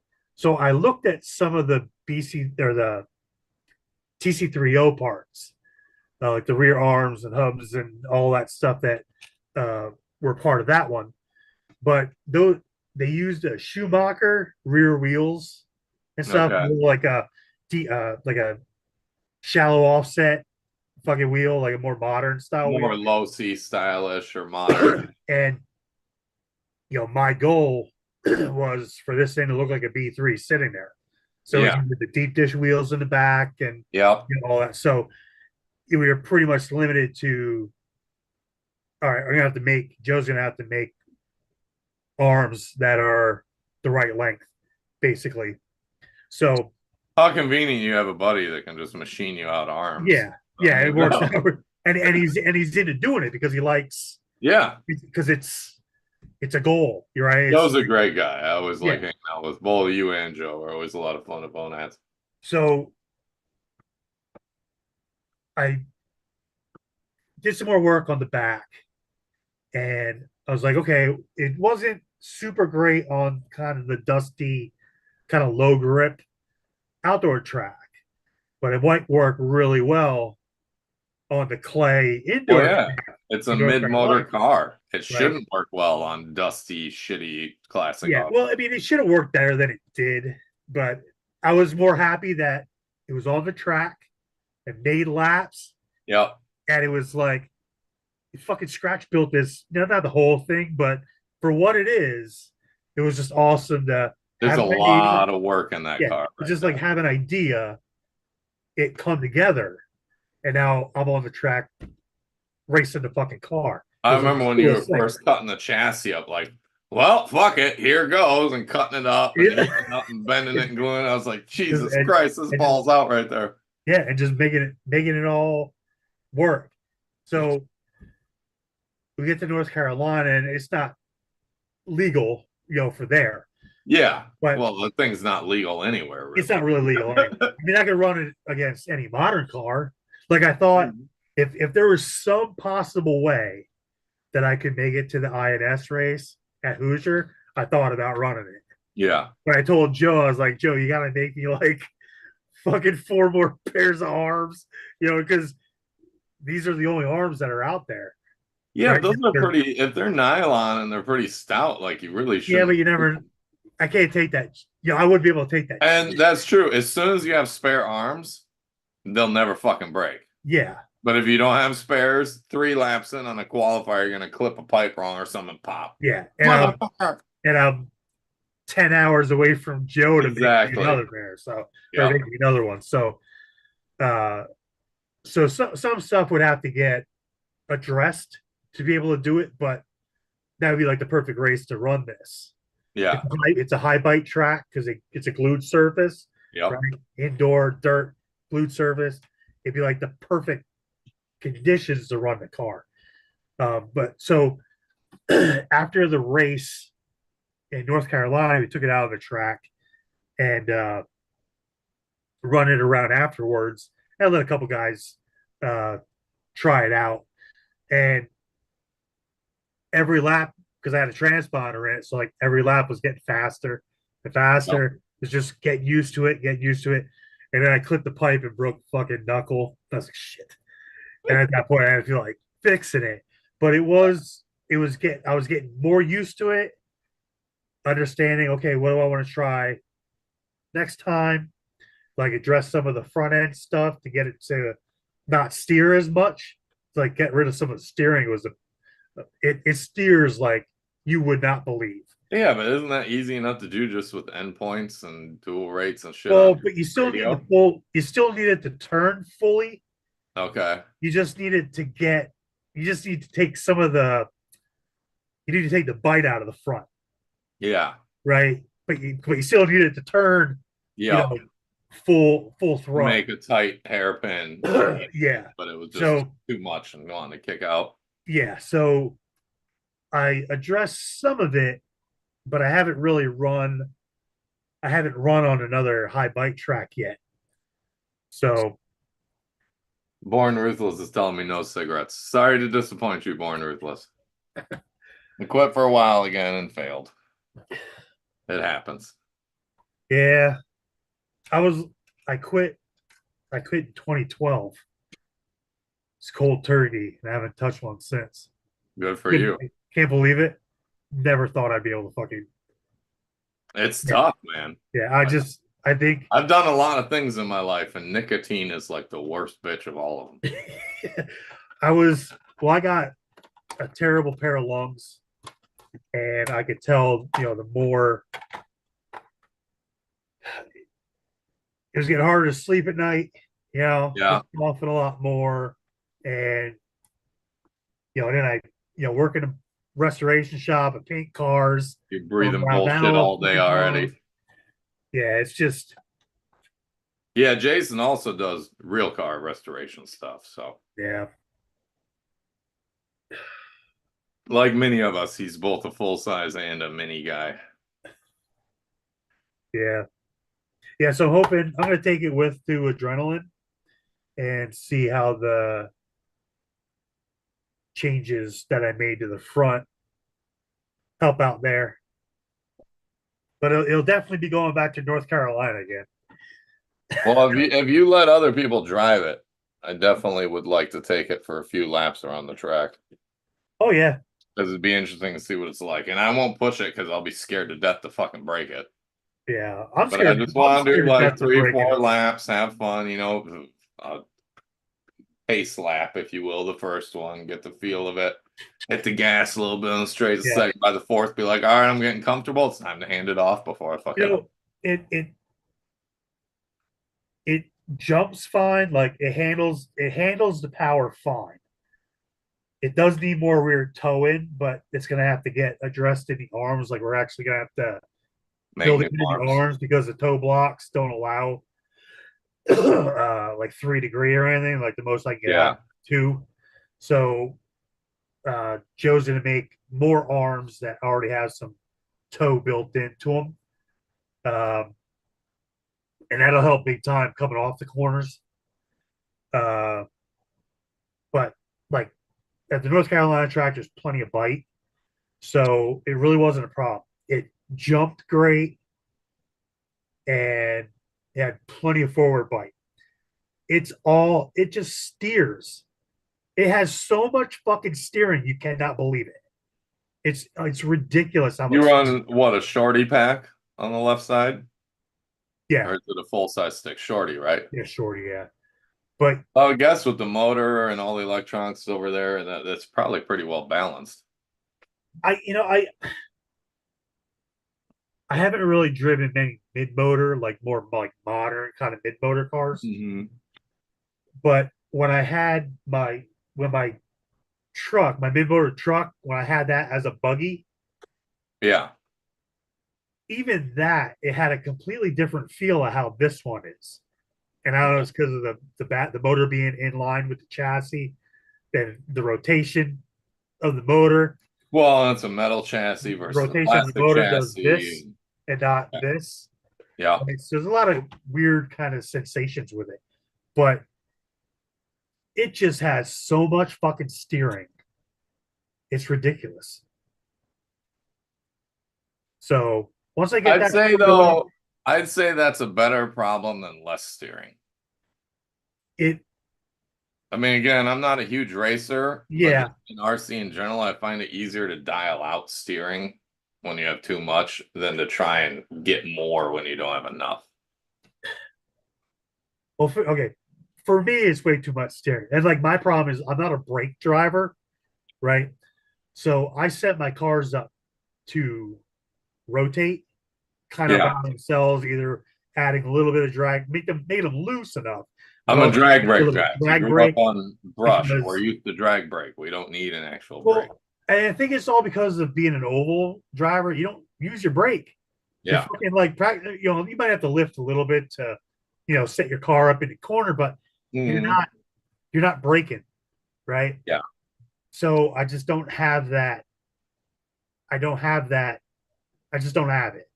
At least to do it like fluently and be consistent with it and not kind of like overdo it, Yeah, just overdo the jam the brakes and brake. stuff. So like I'm just not good at variables, you know what I mean? Being like, changing it up at every different corner and that kind of shit. So uh I basically set my cars up to turn by themselves. Mhm. And this one turns way too much by itself. You know what I mean? So Yeah, you end up you, what, doing donuts? you let off the gas and it's already wanting to do, Yeah. if you're going into a left-hand corner, it's already like this, and you're kind of steering to the right already. Yeah, to keep in check. So I just got to get a little bit more push into it so you can kind of attack the corners a little bit harder for my driving style. Yep. But I think went a little heavier spring in the front. It needed a little bit of help kind of popping the nose up a little bit more on the jumps to keep the Mhm. nose up because it was wanting to do, Oh, kind of yeah. porpoise kind of shit. And you'd have to keep a little bit like in the air. Like if I was running my B2 or something, I could just leave off the gas and it was just, and jump right. This one, if you do that, it's going to want to do this. So you got to leave you're jumping it and you want to leave off, but you got to leave a little bit of throttle on. Yeah, you gotta stay at 10-20% to keep Yeah, that so gyro that effect. it's like this. So the stiffer springs in the front help with getting the nose to pop up a little bit, and but I think it needs a little bit heavier oil in it yet too. Uh, but yeah, Yeah, and maybe a piston change. Like, there's so much bullshit to deal with in suspension on off-road cars. yeah. I see Tommy chimed in that there's a good chance I'm coming to Haul and Crawl. I think it's like 95 to 98% chance, Tommy. I don't think anything should come up, but October is always a weird time of year for me for some reason with travel and other things going on with the kiddo and stuff. But I think this year, if all goes to plan, the shop moves like I want it to, all that stuff, I'll have enough freedom to actually fucking get there. Because I've been trying to get there for what, 5-6 years now. And every year something comes up. I think it was last year, year before, Proline was the same weekend. That's not the one that's in Pennsylvania that you go to, is it? No, I'm not going to Pennsylvania. Used to be East Coast Scale Challenge and then Slippery Rock Scale Challenge, but that one's dead now. No. That was in that's the one you went to. That's why you couldn't go to the North Carolina race. I think that was USTE in February. That was in January. January was Cabin Fever. That's okay, yeah. PA for us, Cabin Fever for the heavy equipment semi trucks. Yeah, that's the one. That's in PA though, right? Yeah, it's in Lebanon. Yeah, because I thought it was funny. It was like, you gotta go, man. You're gonna be like the weekend that I'm leaving Pennsylvania is when I was there. Is when you're gonna be there. We had beautiful weather last year too. It was like 40, 45 degrees during the day, like 25 at night. Like it wasn't too bad for Pennsylvania in January. No snow, everything was clear. But yeah, if you're around, like I know you're not into the semi trucks and heavy equipment shit. How far is Lebanon from you? You're relatively close to Philly, right? No, I'm like an hour north of Philly.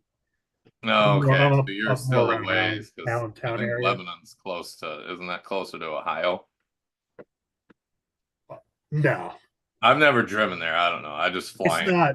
It's not, I'm not exactly sure, but it's not that far. It's worth going to, man. I feel like like as a gearhead kind of guy, you'll love it. Yeah. Because it's full of old dudes with hit and miss engines and all kinds of crazy shit and like scale V8s and boats and trains and fucking everything is there. All of like the Gen X to greatest generation hobbies are there.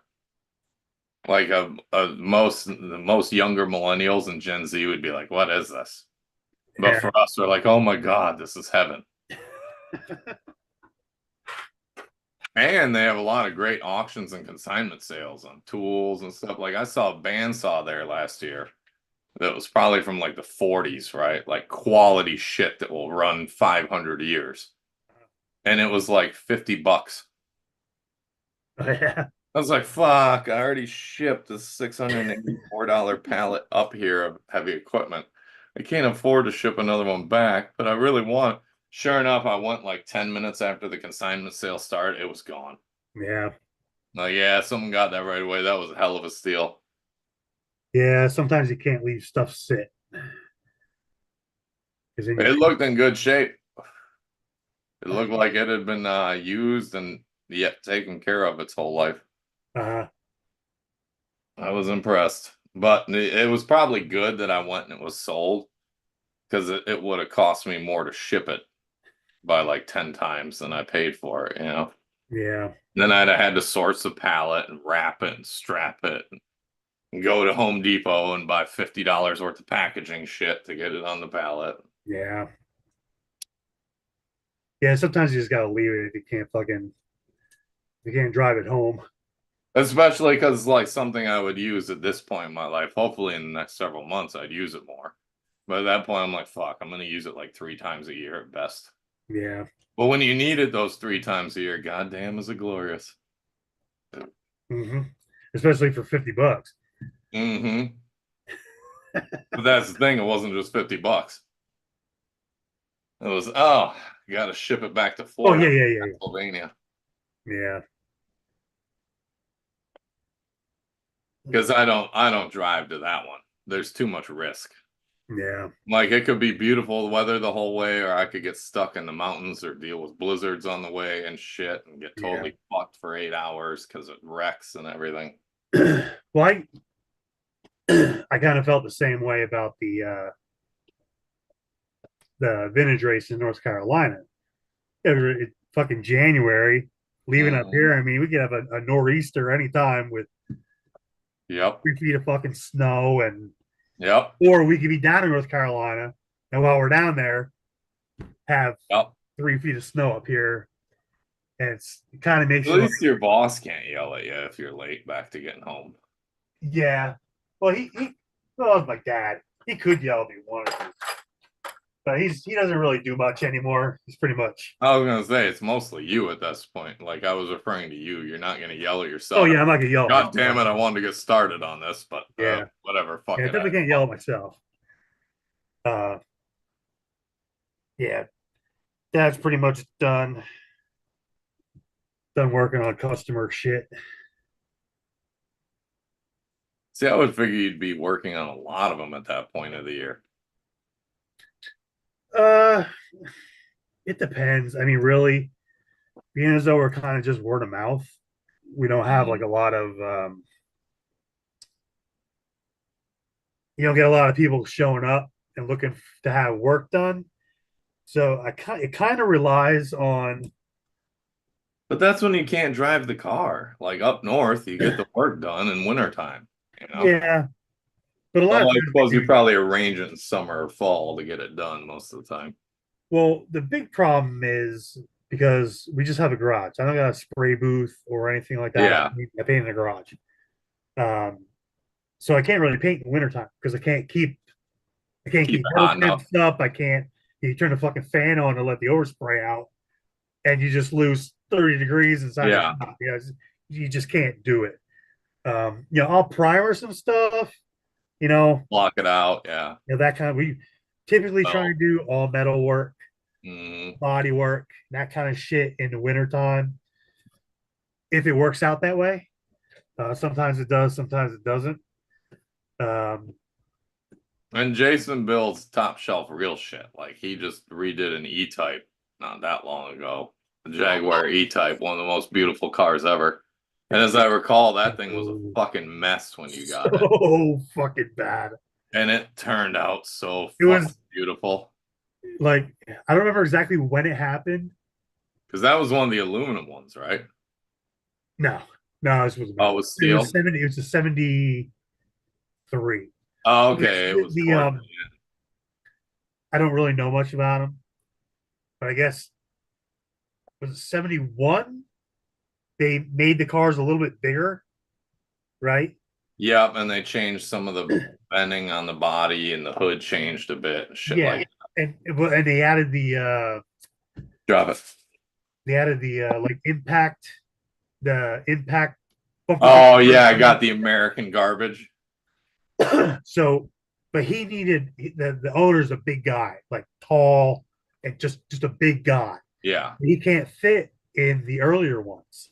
Yep. So he had to buy one of the later ones. Um, he bought that car. At this point, it's been a couple years since I got it painted. Yeah, it was a couple years ago. So he's probably had it close to 30 years. Damn. He So bought he it. got it probably cheap. Well, he bought it as a wreck, Mm-hmm. right? Uh, it was it was ass ended and shoved into a back of a fucking delivery van. Oh, So so it was it really wiped. wrecked. Yeah. So God damn. it got hit so hard it bent the fucking intrusion beam in the driver door, right? Because we had to put door skins on it, had to make a new door bottom on the one side, new quarter panels, the rear tail panel, all the pretty much the whole ass end of the car was new.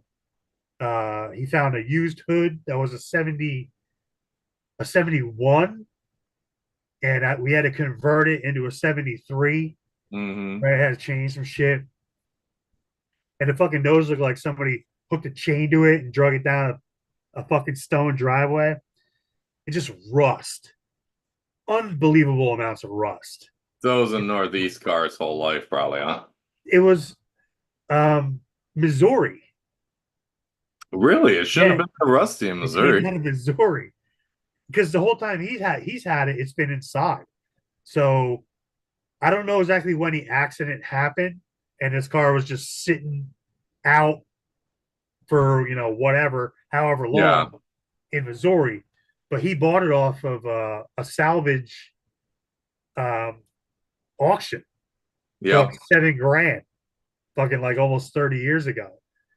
And yeah, he's had it all this time. And Yeah, it's like a $250,000 car now. well, when we were Those doing it, E-types are expensive. well, this one being as though it's set, I guess these aren't as desirable. Like the set, I guess 72 and like later and more modern ones, they're not as desirable as like the Yeah, it's 16 the one. early ones that everybody wants. So he when we were done with what we were doing to it, we were looking at some that had like just sold at auction and they were going for like 125 to 140. So Complete? yeah, like done cars, like auction cars, like Barrett Jackson or I whatever. don't think any of the E-types were that cheap. Yeah. Well, they're the later ones, so No. they're not as desirable. So they were going for like 125 to 130, and till we were done with just what we did, it Oh, was like 125 to 130. I thought you said 25 to 30. I'm no, like, no, no, no yeah, way. 125 to 130, yeah, Okay, that sounds more legit. yeah. So just what we did to it, he had like 90 to 95 in it, right? Wow. Yeah, All because the you had a lot of work to do. Yeah, And it all took the a metal long work, all time. the body work, the paint, all that shit.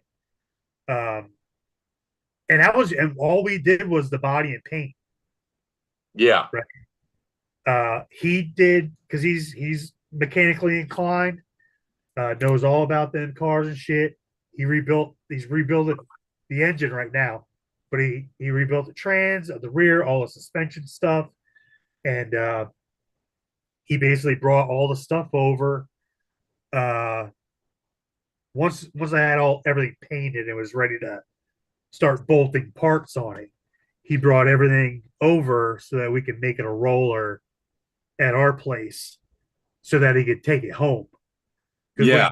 when he brought it over, it was on some rotisserie that he had bought, and there was no way that we could put it back on the rotisserie for him to take it home. So, They take home in an enclosed trailer or an open trailer? uh, I would hope enclosed, having all the body work just been done, but I don't know. His buddy might have actually took it home on a rollback, to be honest. oh, that would be all right. Not gonna get all the stone chips off the rear tires that way. Yeah, but yeah, that was a lot of work, but it turned out really, really nice. It was gorgeous. I remember when you posted pictures of one, I think it was still on the rotisserie, and you guys finished it before it was on the frame. I don't think I ever saw it on a frame as a roller. Well, it's Just, a oh my unibody, so God. it's a unibody. Yeah. So there's no so Yeah, but you still got to put all the suspension on. It was just, well, it was just sitting on a cart. We have a body cart. yeah. So if you took a body off a frame, you can set it on the cart. But I Because think that one was like gold, right? yellow, Yeah. primrose yellow or something. Primrose yellow, I think. Yeah, this is definitely a pretty car. And he actually, Enzo Ferrari said it's the most beautiful car ever made. yeah, while we were doing it, I guess he had been trying to get a hold of the owner of this car, like the whole time that he's The owned it. original one? Yeah, Was he only the second owner? yeah. Oh, wow. So, That's big too. so apparently, this lady was over. A lady bought it. I don't remember what she was doing over in England, but she ordered the car while she was living in England, right? And Shit. then when she moved back to the States, so it was built for like export so that it Yeah. would be legal Yep. in the That's US. why I had the shitty bumper and all that shit. Yeah. So she had it sent over here and she drove it. And yeah, she had it for all those years. And then the accident happened. And then he bought it off the salvage auction. Yeah. And so shortly after, I no, it was like while we were in the middle of doing it, he found her, right? I don't Really? know how fucking old she is, but she's living in Mexico, right? I'm gonna So move where it's cheap. yeah, so he told her, the whole fucking story of how he acquired the car, and he was able to get all kinds of the prior information Hmm. of the car and stuff. And he kept saying, man, I hope we can get the car. I hope I can get the car finished, because he's putting it together. Yeah. He's doing all the mechanicals.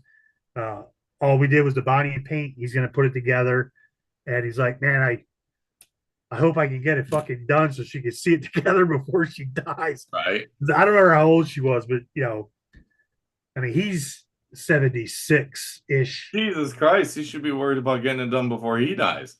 Well, he is. He's had Well, like he had a heart attack at some point, but then after he took the car home, he was working on it. He had another one, so he was down for the count again. So it's like, the older he gets, the where the longer progress goes. Yeah. it's taken. And a couple of times he's talked about, just to make sure the car gets done, about just bringing it back to us Yeah. and just letting us finish it, just spending the money and just getting it done. I mean, nowadays, 76, he could live to be 90 or 100, depending on yeah, health and how much he's mobile and all that. Or he could be dead tomorrow. yeah, So it sounds like if he's already had a couple heart attacks, which I mean, they're not nearly as big a deal now as they were 40 years ago. They're like, yeah, oh, I got a heart attack. We don't even have to cut you open. We just go into your thigh and fix you up. Put a yeah, stent. But still, yeah, it's like, ooh, that's getting to be time machine. yeah, I'm yeah. not looking forward to that part of life if I make it that long. Like realizing, like, fuck, I could be dead tomorrow or in 10 years. Yeah, I'm dealing with enough of it, or I've been dealing with enough of it the last almost fucking 20 years myself. So always something fucking wrong, and like that kind of shit. But Yeah. it's kind of fucking deal with it. Yep. And a But lot of it's attitude, man. The people who live forever are the people who don't give a fuck. They're like, I'm just not gonna die. yeah, Well, that goes a long ways. I've seen it with friends that have cancer and stuff. The ones that died versus the ones that didn't, or the ones that are like, I'm gonna beat this shit. It ain't nothing. yeah, They're like, oh, I have cancer. I'm fucked. Blah, blah. And guess which ones died. yeah. I mean, I mean, I'm not trying to make light of any of this to anyone who watches. That's how I feel. Like a lot of shit's in your head. yeah. I mean, to tell you what, I can I can honestly tell you, in 2008, when all my stuff really started, Yeah. a bullet was welcome. Right. That's how bad I felt. Yeah. And they couldn't figure out what was wrong with me. So That would be the worst. so when you are dealing with it and they can't figure out what's wrong with you, and the only time you leave the house is to go to a fucking doctor or the hospital to have some biopsy done or whatever, after a while it gets pretty fucking old. But I mean, it took them 10 years to figure out what was wrong with me. Yeah. All they could do was treat symptoms for 10 years. That's why I'm as big as I am. That and cheeseburgers and fucking soda. Yeah, that'll do it too. But when all my shit started, I was like 160 pounds, fucking skinny. Fucking now I'm fucking double that, or not double it, but I was gonna say you're not way bigger than I should be. You're like 2 bills, 220 probably at your height, I would guess. Like 250, somewhere around there. But it's just, they load you up with prednisone because it was all like autoimmune kind of stuff. Yeah. Inflammation. So they load you up on fucking prednisone to get rid of the inflammation. Well, then it starts fucking your kidneys up. Yep. Right? So then they take you off that. They put you on something else. Say, well, that starts fucking your liver up. Yep. So then they take you off that, and then they say, okay, well, we're gonna just see how you do, right? And then you're good for like a year, and then something else flares up.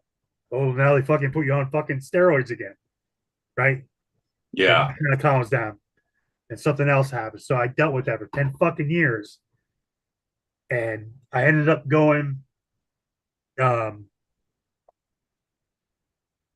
it's 2018, I guess. I ended up going into renal failure, Oh, right? fuck. And Do you have to get dialysis? huh? You have to get dialysis? Close. Damn. So I was already dealing with some stuff, or they were noticing that my kidney function, my kidney numbers were getting a little funny. And so I started seeing a nephrologist for it. And uh, long story short, I had some kind of a fucking bacteria or something in my stomach. So they Okay. gave me this stuff, this medicine to take care of it. Well, I was allergic to one of the medications, and it gave me a reaction inside my kidneys, They were already and struggling. they were already fucked up. So my doctor, and it just so happened I had gotten blood work done like around that same time.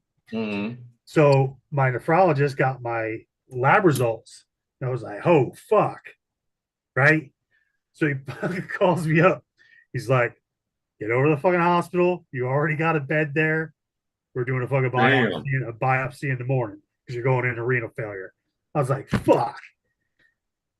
So they go over and or they do it, and then that's what they finally figured out what I had. So Yeah.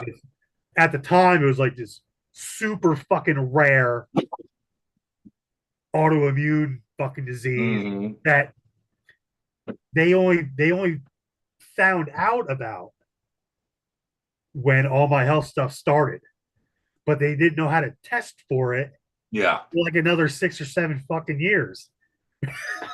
So, but thankfully, they found it in my kidneys, but it affected my lungs, salivary glands, pancreas, Yeah, you get shit like that, it tears your whole body my up. bladder. Systemic infection, Well, what it is my body's producing antibodies that are attacking my organs, Mm-hmm.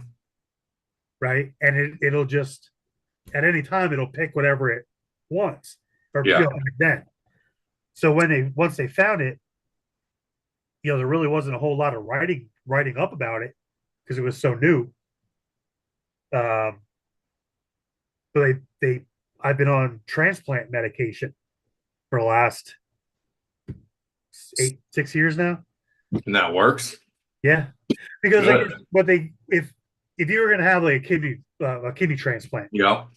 they put you on this medication so that your body doesn't reject Yeah. It doesn't kill the new the kidney. new organ, right? Yep. So it's basically doing the same thing.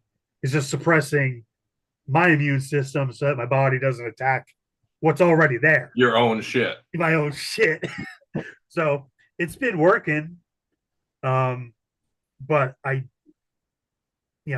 kind of feel like it's helping to keep me heavy, right? And it's like no matter what I do, I can't.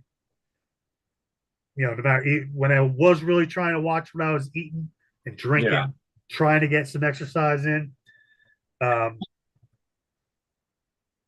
uh, Well, it's not yeah, like it just doesn't doing work. your job, you're not getting exercise. Like if you're a mechanic or a body man or whatever, you're constantly moving and using muscles and doing shit. It's not like you're sitting sedentary behind a desk. Yeah, but yeah, it's just and then because it attacked my lungs so much, my lung function's so bad.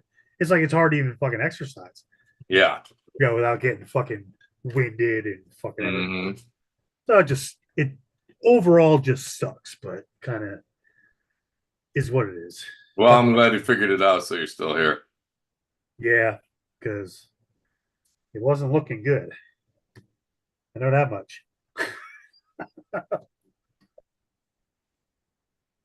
But yeah, you'll probably be one of the dudes with your attitude that will live to be like 90 somehow, you know?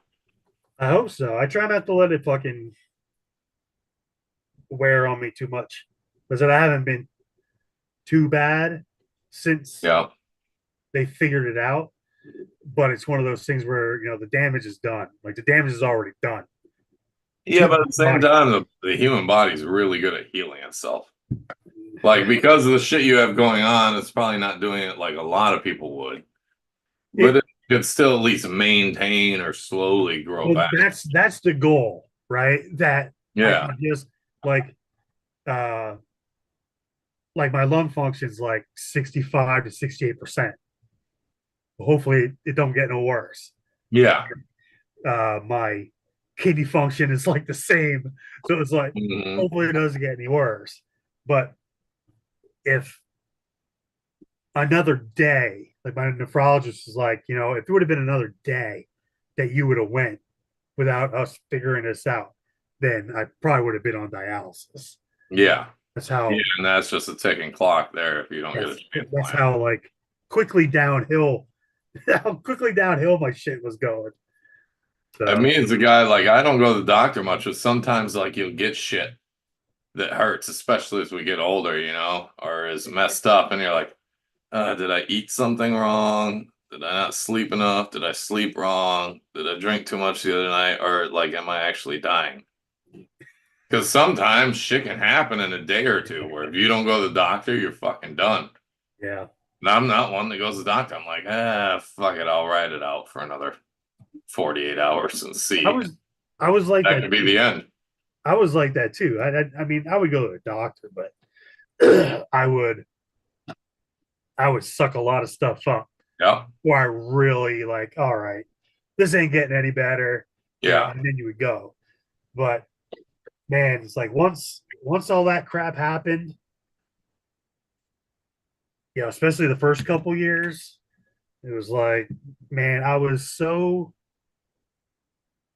stressed out every time something hurt, or there was something, you know what I mean? It's like, oh my God, what's flaring up now?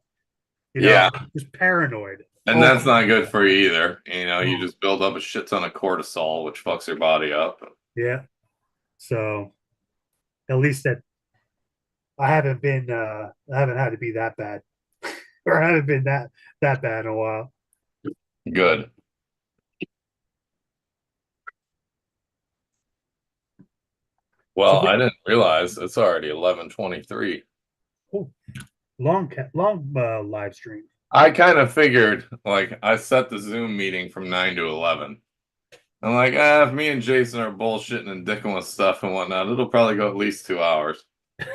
But I'm like, I can't let it go like when I talked to Dion several weeks ago and we went till like midnight or 12:30 because I'm uh, gonna wake up and work all day tomorrow. did it shut off? Does it shut off No, we're automatically? good. No, Oh, I just set that as a guide, particularly for people that are guests. Like, here's what I'm guessing if you look at it. You probably didn't even look at the meeting length, never having used Zoom, but nah, yeah, I never did. it'll tell you.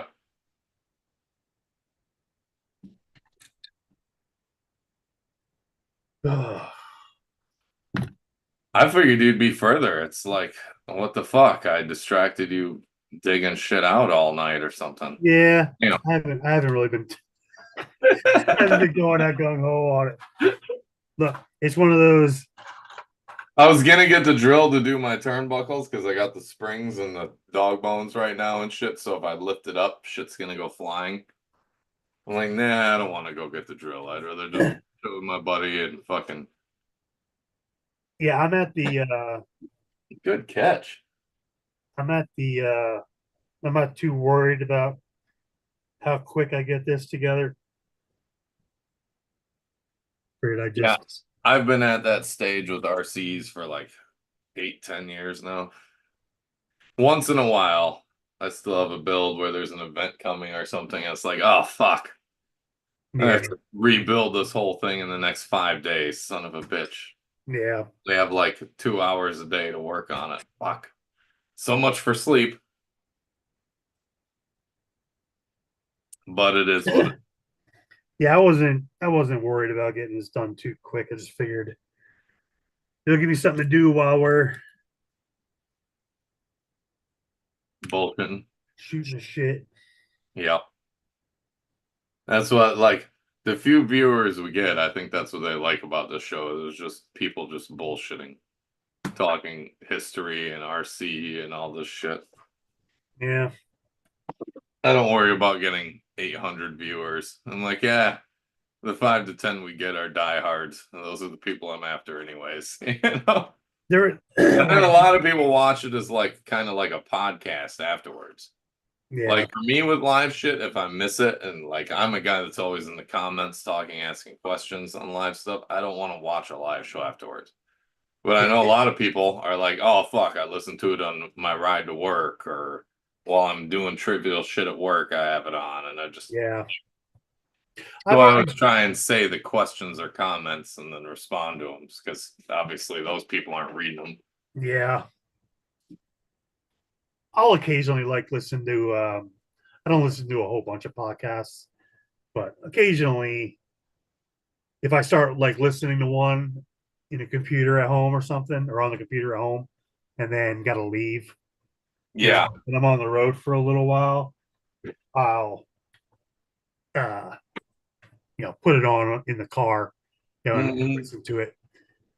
But I do that too sometimes with like I'm got the same shit, got to drive, and I was on the computer chiming in and shit, but it's like, well, this is a good one. I want to keep going, so I just put it on my phone and listen to it.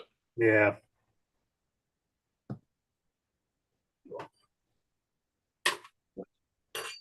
There's another one I'm hoping to get. Fucking Composite Craft Oh, World. nice. Aaron Emmons sent See, this to me. you're like the complete opposite of me with your collection. What? Like I get all the new box stock shit, and you have everything that's like all aftermarketed out and crazy, and then Not really. crazy builds. I used to have like fucking ultra molded cars, all the fucking AMD shit. Yeah, I used to be like that.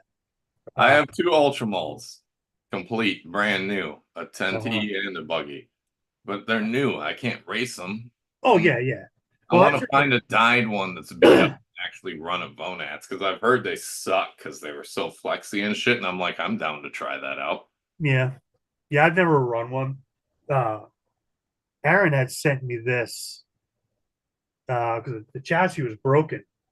The one arm mount was ripped out. Ah, So he's like, I said something because I I missed out when Composite Craft made that other run of them yep. 10 years ago, maybe a little bit more, probably about 10 years ago. Well, this was the chassis because they didn't have the templates and stuff. Aaron sent Composite Craft this chassis to make Oh, nice. the patterns and all the holes. Yep. And And that is a flawless chassis, it looks like. no, No, because no. the camera can hide shit, but that Yeah, shirt well, smooth and it slick. was. Oh, wait, no, I see a gouge. Oh, yeah. There it is. Yeah, it's used. You The just fucking had the light shining off it. the tails kind of. You see, tails Yep. kind of worn. That was a loved and used chassis. So yeah, and I said, man, I wish I wouldn't have been able to get one of those when they were redoing them. And he goes, "Do you want this one?" So because the arm it was broke, the arm out was ripped out and shit. So I was like, "Yeah, I'll take it." So I fixed the hole, but it ain't going to be strong enough to leave it like Actually race. so. I made a bar here. Let me see it. Right. So Yep. right in front of the arm mount there. Right. So Joe's going to make me up some longer hinge pins. That way it'll go all the way through and through that block. Yeah. Then it won't matter that the hole was ripped out. So That's what she said. yeah. Finally, we got a that's what she said moment. We haven't had one yet. Gotta have at least one every show. So I'm hoping that I'm kind of hoping to have that done by the end of the year, or at least like good enough to race. Yeah. Because I'd like to get some laps on it, but we'll see. Joe's gonna make that front brace for me for the top plate that goes, across the bulkhead there. I Make kind of forgot that Joe can mill all that shit out like that. Yeah, Yeah, I gotta remember that when I'm in need of something like, hey, buddy, how much is this gonna cost? yeah. He's fairly reasonable. I'm sure he's a super chill, nice guy. Like I could expect him quoting me something and being like, no, I gotta pay you like 20% more for that. That's too cheap, dude. And he can Well, do it's always about supporting your friends and people do good work and shit, Like I have no problem paying people uh for what they do.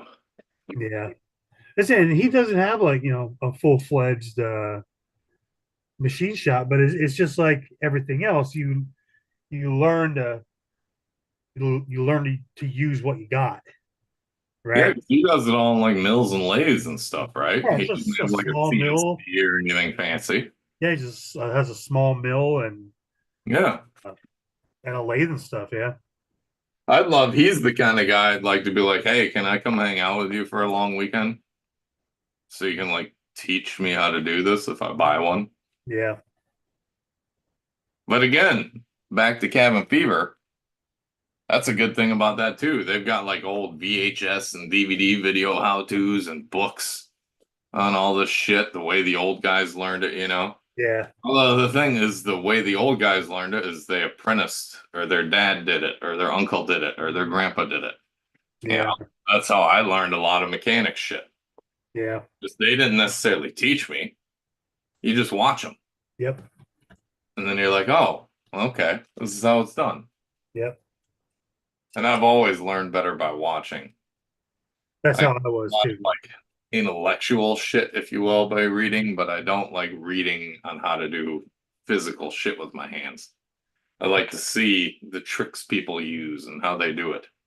Yeah, yeah. I mean, I can read and comprehend what I'm reading, but I'm always going to be better at uh Visual learning. yeah. And like you said, you're not there. No one's necessarily teaching you how to do it. You're just watching them, Yep. and you're smart enough to understand what they're doing. That's one of my favorite memories was baling hay. And like one of the first times I baled, and these were little square bales, right? 60, 70 pounds. Well, ours were always like 70. They always pushed them. And they give you a little diagram on how to run the twine or the wire, depending on which kind of baler it is, and how to run it through the knotter and get it started. But I was like 11 or 12. And they always came out and just replaced the rolls, right? Because there's always two. You either tie the wire off or the roll off, and then when the one runs out, it keeps going, and you're good for another 50 acres, 100 acres. Well, every time they did it, when they'd run out, I watched them. And I can remember one time I ran out, but I had more bales of twine that they set at the front of the field. I was like, well, fuck. I walked up, grabbed them, brought them back, read the schematic, remember what I watched, put it in, start going to town again. They came out like an hour later tripping, like, we got held up working on this other broke down thing. How are you still running? I'm like, well, I just watched what you guys did and then looked at the schematic and did it. Yeah, They're like, what? Yeah, that's like, is that not normal? Like, isn't that how a lot of people learn shit? Like, you guys didn't actually teach me, but believe it or not, you taught me. yeah, yes. That's how pretty much how I roll. Yep. So it was a sad day to see Joe Elmore died a few days ago. Yeah, God, that takes me back to being like 10, 11 years old, watching him on TNN. And horsepower or hot rod TV and shade tree Yeah. mechanic and shit. I was like, fuck, a lot of people don't even remember the network they started on because it turned into Spike in like 1997. Yeah. It's funny. The last,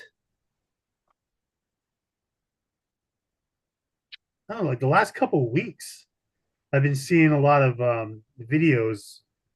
I don't know if they're coming up on my Facebook feed or like YouTube videos or YouTube ads.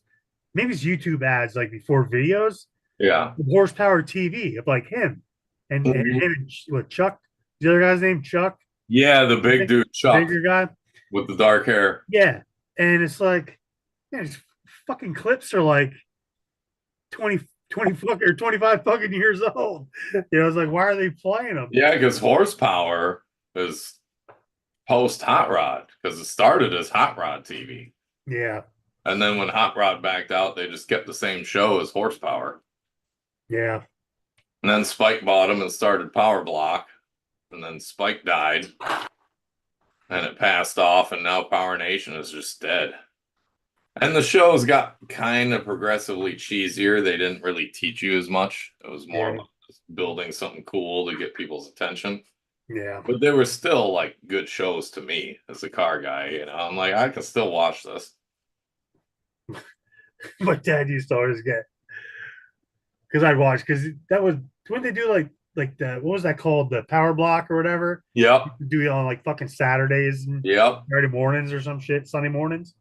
Yep. And I'd have it on or whatever. And if they'd be fucking doing some 5-speed conversion on some, whatever, enter whatever car you want. Yeah. And the fucking, yeah, we did this, and this, and you can have it too. It'll only set you back fucking $39,000. Oh yeah, Like that that kind was of the shit. worst My part. dad used to fucking love that crap. They Yeah, got fuck real yeah, only set you expensive. back 15 grand. And then you're like, well, if you actually know where to buy the parts and how to source them, it'll set you back like $2K. But if you buy everything brand new, yeah. Yeah. Yeah, you too can gain 125 horsepower. It only costs you Yep. $8,300. You just got to buy this $3,500 blower and then change your whole accessory drive and beef up your whole drivetrain. And Yep. you too can run 12s in the quarter mile when that was fast. Yep. Yeah, when that was fast. Now you're running 12s in the quarter mile. People are like, oh, that's a nice daily driver. Yeah. That's almost not even good enough for daily drivers fucking anymore. Oh, it is scary. My parents have like a Lincoln MKZ or X or something, like a little 4-cylinder turbo SUV crossover thing. I got in that and drove us to dinner or something one night because I know around Orlando, right? So it's like, here you drive. I put the hammer down. I'm like, God damn, what the fuck? This is ridiculous. This thing should not be this fast. These new cars are outrageous. Yeah. But it's a whole different kind of power too. Like I'm still very much a big block guy and shit like that, as everyone knows. I'm like, I more prefer just gobs of torque that will just shit. I'm trying to fucking figure out what all these goddamn screws are for. They go somewhere. Yeah, they all came out of the car, so they gotta go fucking back somewhere. And see, I was nice tonight. Anyone that was watching earlier, like I was setting all my shit and organizing it, and I was in a weird mood to be really precise and organized tonight. It worked pretty well. I was like, I'm trying to figure it. There's like a lot of small, like 1/4-inch fucking cap screws. I'm like, where did I don't know where they go. See? And when Chris and I were like, damn it, where the fuck does this go? And Jason was the one chiming in. Like, oh yeah, you gotta put 2 bearings in where that bushing goes, not just one and shit like that. It happens to everybody, no matter how many you've built. And there's something about doing it live. On video is bad enough. Doing it live because you're so fucking. My buddy Jeremy brought this up to me. He's like, well, the problem is you're fucking distracted. You're reading comments, you're talking your bullshit. Like, Yeah. I didn't even think about that. You're right. I'm not just sitting there focused with Yeah. do video on or music or something in the background. I'm doing shit and doing shit. It made me feel better about myself because I'm pretty disappointed with the amount of stupid mistakes I made building this RC10cc. But the When I put that screw in backwards, fuck, what was I thinking? Well, I wasn't. I was distracted. yeah, it's just I don't. I mean, I could picture putting the whole car together, but I don't because and I don't necessarily build them. They're not always built just like how they gave a 5/8 inch fucking screw for those bulkheads where it's not required. Yeah. I wouldn't put that in, right? So, but if there was a 5/8 one there, it's sitting in this pile, I would You're know like, where does it go? well, no, I would know where it goes, right? But because I already took it out, right, and now I got all these like smaller ones, it's like, okay, well, how small of one did I have in there, right? Because it could be I think it probably That about might like have a changed. 1/4 inch, but I wonder if those are for fucking. Oh, I mean, really, like we were talking about the other night when poor Chris sheared his off, you only need even probably like a 3/8 yeah, in there. yeah, At most 1/4 inch, like you're saying. Like, well, yeah, 5/16 is smaller than 3/8. Whoops. yeah, but it's one of those. I meant like 3/16. Oh yeah, that's probably a little too small, That's what she said. but it's like Drop. four of them are actually probably four of them smaller ones are probably for Good the catch. servo horn or for Yeah. the servo horn for the servo Mount. mounts. But these I other, can remember the originals, like my 10T didn't even come with servo mounts. oh really? You Oh just no, tape that. You just tape that motherfucker down that's because because they servos put it. had like 80 ounce inches of torque back then. That's because they ran the fucking servo on the other side of the chassis. Mm-hmm. Nice way to break the door. Damn, he really did too, with his nose. Fucking dog.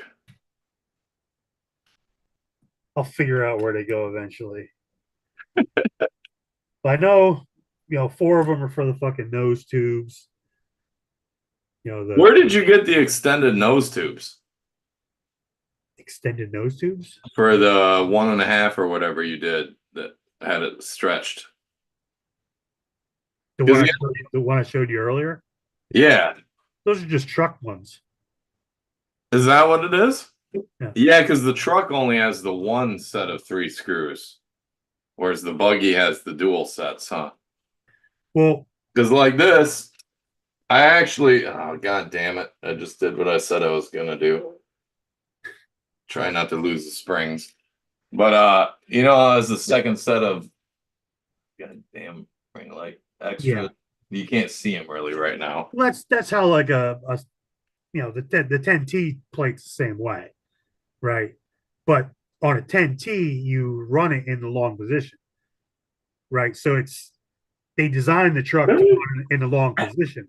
Oh, that's a T2. So the nose tubes are that long, right? Yeah. They're already Okay. long. See, I So learned something. I never realized that if you stretch the buggy, you could use the 10Ts. Makes sense you now that you can't say because it. you can't use no. You'd have to if you wanted to stretch the buggy one, you'd have to add new holes to the back of the. You'd have to add another pair of holes to the nose The tube. problem is they're too short though, because I actually started an RC10GB project, kind of like you did with your BC3, fucking 15 years ago. It's still sitting in a box untouched. I started that almost 20 years ago. It's been sitting in a box untouched for like 18 years because I got to the nose tubes because I stretched it Yeah, and I was gonna cut it. I never got to this point, but cut it on one side of the chassis and fold it up and TIG weld it and shit. And I was like, these fucking nose tubes. I can't find any nose tubes that fit. And it's not that hard, right? To just go get a piece of pipe and drill holes in it and tap it. yeah, But 18 years ago, I was like, yeah, fuck it. Now, actually, Well, that's probably something I need to do is finish that project because I think an RC10 GB would be hella fun to drive. so like I've these, never seen anyone do it. so like these are cut down, right? So Hmm. typically these are, you know, I probably cut 3/8 of an inch off of there. Okay. So if these are buggy ones, right? So screw in the Yeah. front. So if you wanted to run like that nose plate forward, you'd have to drill new holes In there. the front side Well, it'd be the back side of the because nose. it doesn't go to the nose plate tip. 10T does it? I Well, don't know where no, my. it goes to the bulkhead. Yeah. Yep. I'm actually just found it. I'm looking at it. Yeah. So the 10T or the So what I could do is just use 10T bulkhead probably on the RC. No, because it's a wider nose plate than the GP than the gold pan, isn't it? Or narrower. yeah, Yeah, it's narrower. I mean, it mounts the same, lengthwise, Yeah. they're the same no matter what holes you like. The wheelbase would be the same between a buggy and a truck plate, no matter what set of holes you use. Hmm. But like the even the T2, the 10T and the T2 use the same nose tubes, Yeah. but the 10T or the T2, you run the plate in the short holes because the chassis is longer. Yep. And then there's two sets of holes on the side of the tub, right? So Is there? yeah, so you use the back hole. No, my T2 only has one, I think. No, they should have two there. Uh, see if I can get that one up. It's spilling shit everywhere. Oh, yeah, you're right. You're right. So And I doubted you. if if you wanted to run the long wheelbase on a T2, all the holes are there, right? So everything would move forward with the nose plate. Yeah. Where the 10T, you're kind of locked in because Yeah. it's already made to be out far. So you can run the same nose tubes on either one. The buggy, I don't think they ever, it may be designed that way, but I don't think they ever really planned on making it so that you could run it in the long wheelbase, right? And Yeah. if it did, there would be another set of holes in the nose tubes. And even, I mean, the later ones, they even cut the backs of them off. So you You're completely fucked. lost that option anyway. Yeah. So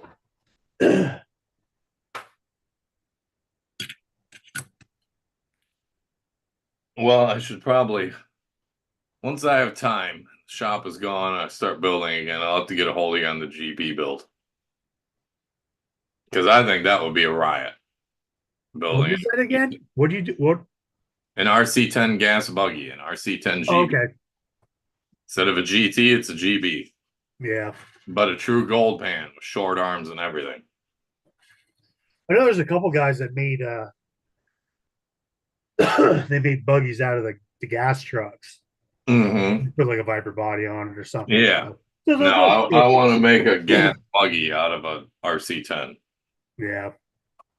I think it would be a riot, especially with as narrow as the OG ones were with the short arms. Yeah. I'm short. Just to see, like, well, does this drive amazing or does it drive like complete shit? And either way, if it drives like complete shit, it'll look on a good on a shelf. Yeah. I don't think I was supposed to use that screw there. I'll bust it out. Oh, now you sound like me the past couple, 2, 3 weeks. Well, Whoops, fuck, wrong screw. yeah. And that's the thing. It's you know, the car's, I mean, it's never been really rebuilt, but it has been apart a few times. Yeah, And then it's all those Riri 8/32 screws were fucking garbage. the shitty green ones. Yeah. So Yeah. I when I remember I think it sheared one of the rear arm mount screws off. And even the good gold screws were prone to that sometimes. So I replaced all of the rear screws, and I think I replaced the steering bell crank screws with like new, like just plain uh, aluminum ones from Fastener Express. Uh, Yeah, but how'd that work on the bell crank? Because the one bell crank is threaded on the bottom, but then a shaft on the top that's unthreaded.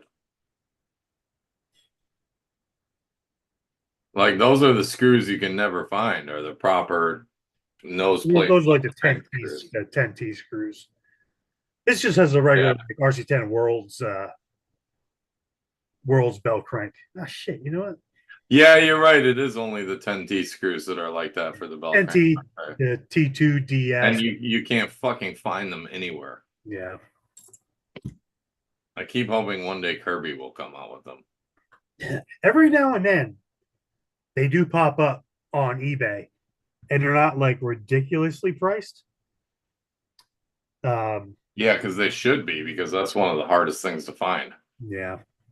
Yeah. In fact, I'd say that is probably the hardest thing to find, in my opinion. It's the proper bell crank screws. They're a pain. They're definitely a pain to find. And like if you call a hardware manufacturer, it's going to be insanely expensive to have like 5 made. Yeah. You got to make like 1,000 or 5,000. Yeah. Which is why I understand why Kirby's kits don't come with them for him, because he's never not get your money sell back. enough to justify. He's going to be sitting on those screws until he dies, you know? Yeah. Yeah. It's not, it ain't worth it.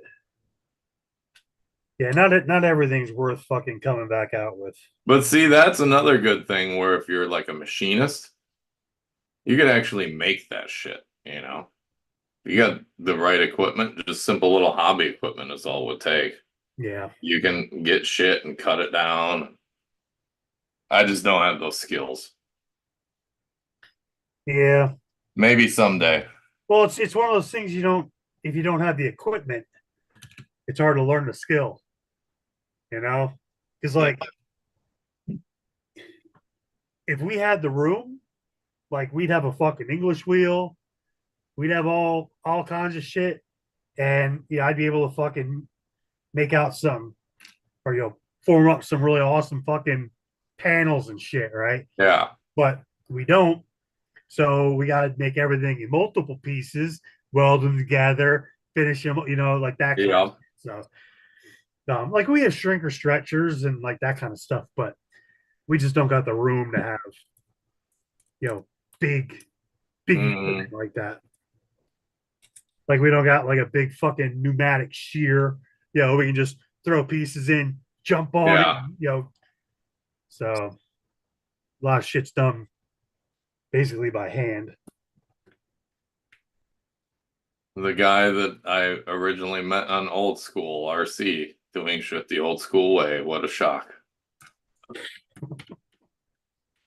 And it's not even like a money thing, because you can get a lot of that stuff, fairly reasonable, especially if you find it used. Yeah. And are still in nice shape. But we just don't got the room for it. Space is always a bitch. That's what I've been battling with for years now. Yeah.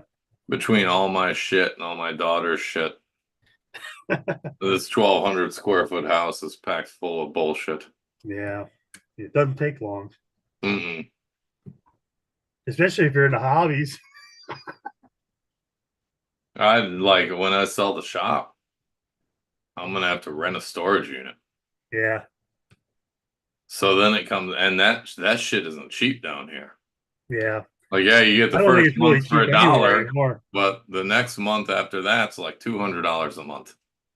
I was like, oh, that eats a lot of fucking money up in a year, real fast, just to hold shit. So it's like, do I sell shit? Like I'm trying to find some land and build a house and actually make space for it. How long am I gonna have to have the storage unit at $200 a month before that happens? Could you buy like a uh just buy a shed or something to put out back? Dude, I am not keeping all my shit in a temperature controlled shed out back in Florida. Well, is there anything in the house that you could put out there? Not really. Yeah. It's like I could put all of Cadence's toys out there, but she's not gonna be happy about that. My like the living room is all her toys and my gear jammer shit and everything. The Yeah. hobby room slash her playroom is basically just my hobby room now, full of shit. Yeah. It's out of control. And sometimes it's like, oh, I probably need to sell some shit. And it would be nice to get like a lot of money. But then I realize what a pain in the ass it is to sell shit. And I don't really want to sell it. Yeah. That's kind of where I'm. I'd be open to selling like the whole associated collection aside from a few pieces. But finding someone to write me $250,000, $300,000 check, which I'm still taking a loss on its full value. It's just the convenience of selling. I was like, impossible. So Yeah. you just see, these fucking first world problems. Fuck. Sucks to be born in America and do shit and live reasonably free and reasonably tax free.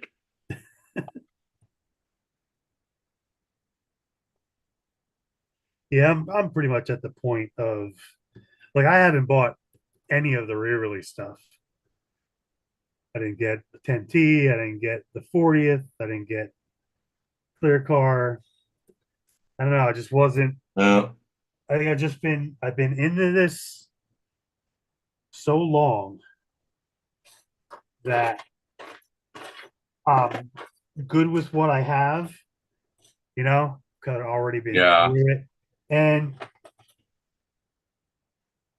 no, the original, or not the original, but the re-release from 10 years ago, those releases, Yeah, those, the 2013 classic. yeah, those That was were done really interesting well. because they were the first, Yep. right? And you never really And thought they did a that really good job on the classic. yeah, Everything was super quality parts. yeah. Um, I bought two of those. I literally have 10 or 11 fucking re-release world cars here, you know? Yeah, Uh, because those ended up going for like $130 a piece after they sat for like 6 years because no one gave a fuck about those because they had the issues. yep. And I didn't care about the issues. You know what I mean? That's what they, Yeah, that's just, oh, it's a challenge. I'll make it work. yeah. Or you just And buy, all you had to do was build the transmission and spin it up with a drill, and it worked fine. yeah, or run a pack through it and they were fine. Yep. Yeah, they weren't. I mean, they're tight, but it ain't Yeah, the that bad. tolerances weren't right, but you can make it right if you Yeah, know what you're doing. yeah, It's just the ones I did, I just hooked a fucking drill to the input shaft and spun them up for 5 minutes and voila. I I chucked mine up in a drill press and just Yeah. block the trains up and put it on the fastest, like move the belts around so it spun the Yep. fastest and just fucking let it sit there. But I mean, really, once you got it out on the track and you ran a pack or two through it, they were fine. Yep. I remember everyone was tripping. I talked to AE Don about it. He's like, at this point, all the ones we sell, I'm already pre-building and doing that too. Just spool it up for a while at a decent RPM. Yeah, It'll work in. And they admitted like we did have a few that came out with fucked up tolerances and this and that and blah blah blah. yeah, But for the most part, they're all fine as long as you know what you're doing. But again, that was kind of like the beginning of a different time in RC. That was when RTRs had really taken over. yeah, And kind of less of a hobby and more of an expensive toy. yeah. I mean, you can tell there's a lot of guys that and there's nothing necessarily wrong with it, but there's guys that just build stuff, and there's guys that build stuff. Yep. you know, everybody got their thing with what they want to get out of the hobby or get out of their RC. Agreed. But some guys aren't able to work a problem, or if it's Well, different people have different brains, yeah, Some people are amazing at math and statistics and finance and all this shit, but they can't change their oil, yeah, and that's basically what you I'm know? getting at, And then there's everyone in between that versus the people that can just look at an engine and take it apart and reassemble it with nothing. yeah. It's just everybody's born with different, But the problem is, no one tries anymore. no, it's one of That's the those, problem I especially now see. with fucking social media and everything. If there is a problem with a kit, Yeah, everybody just goes runs the fucking social media to cry about it and instead of just bitches. calling a manufacturer and saying, there's this problem. Now, Yep. I'm guilty of it too. I did the same thing with it's not that you're necessarily bitching about it, but it's like, hey, anybody else have this? Anybody else see this? Yeah. Like, I had one.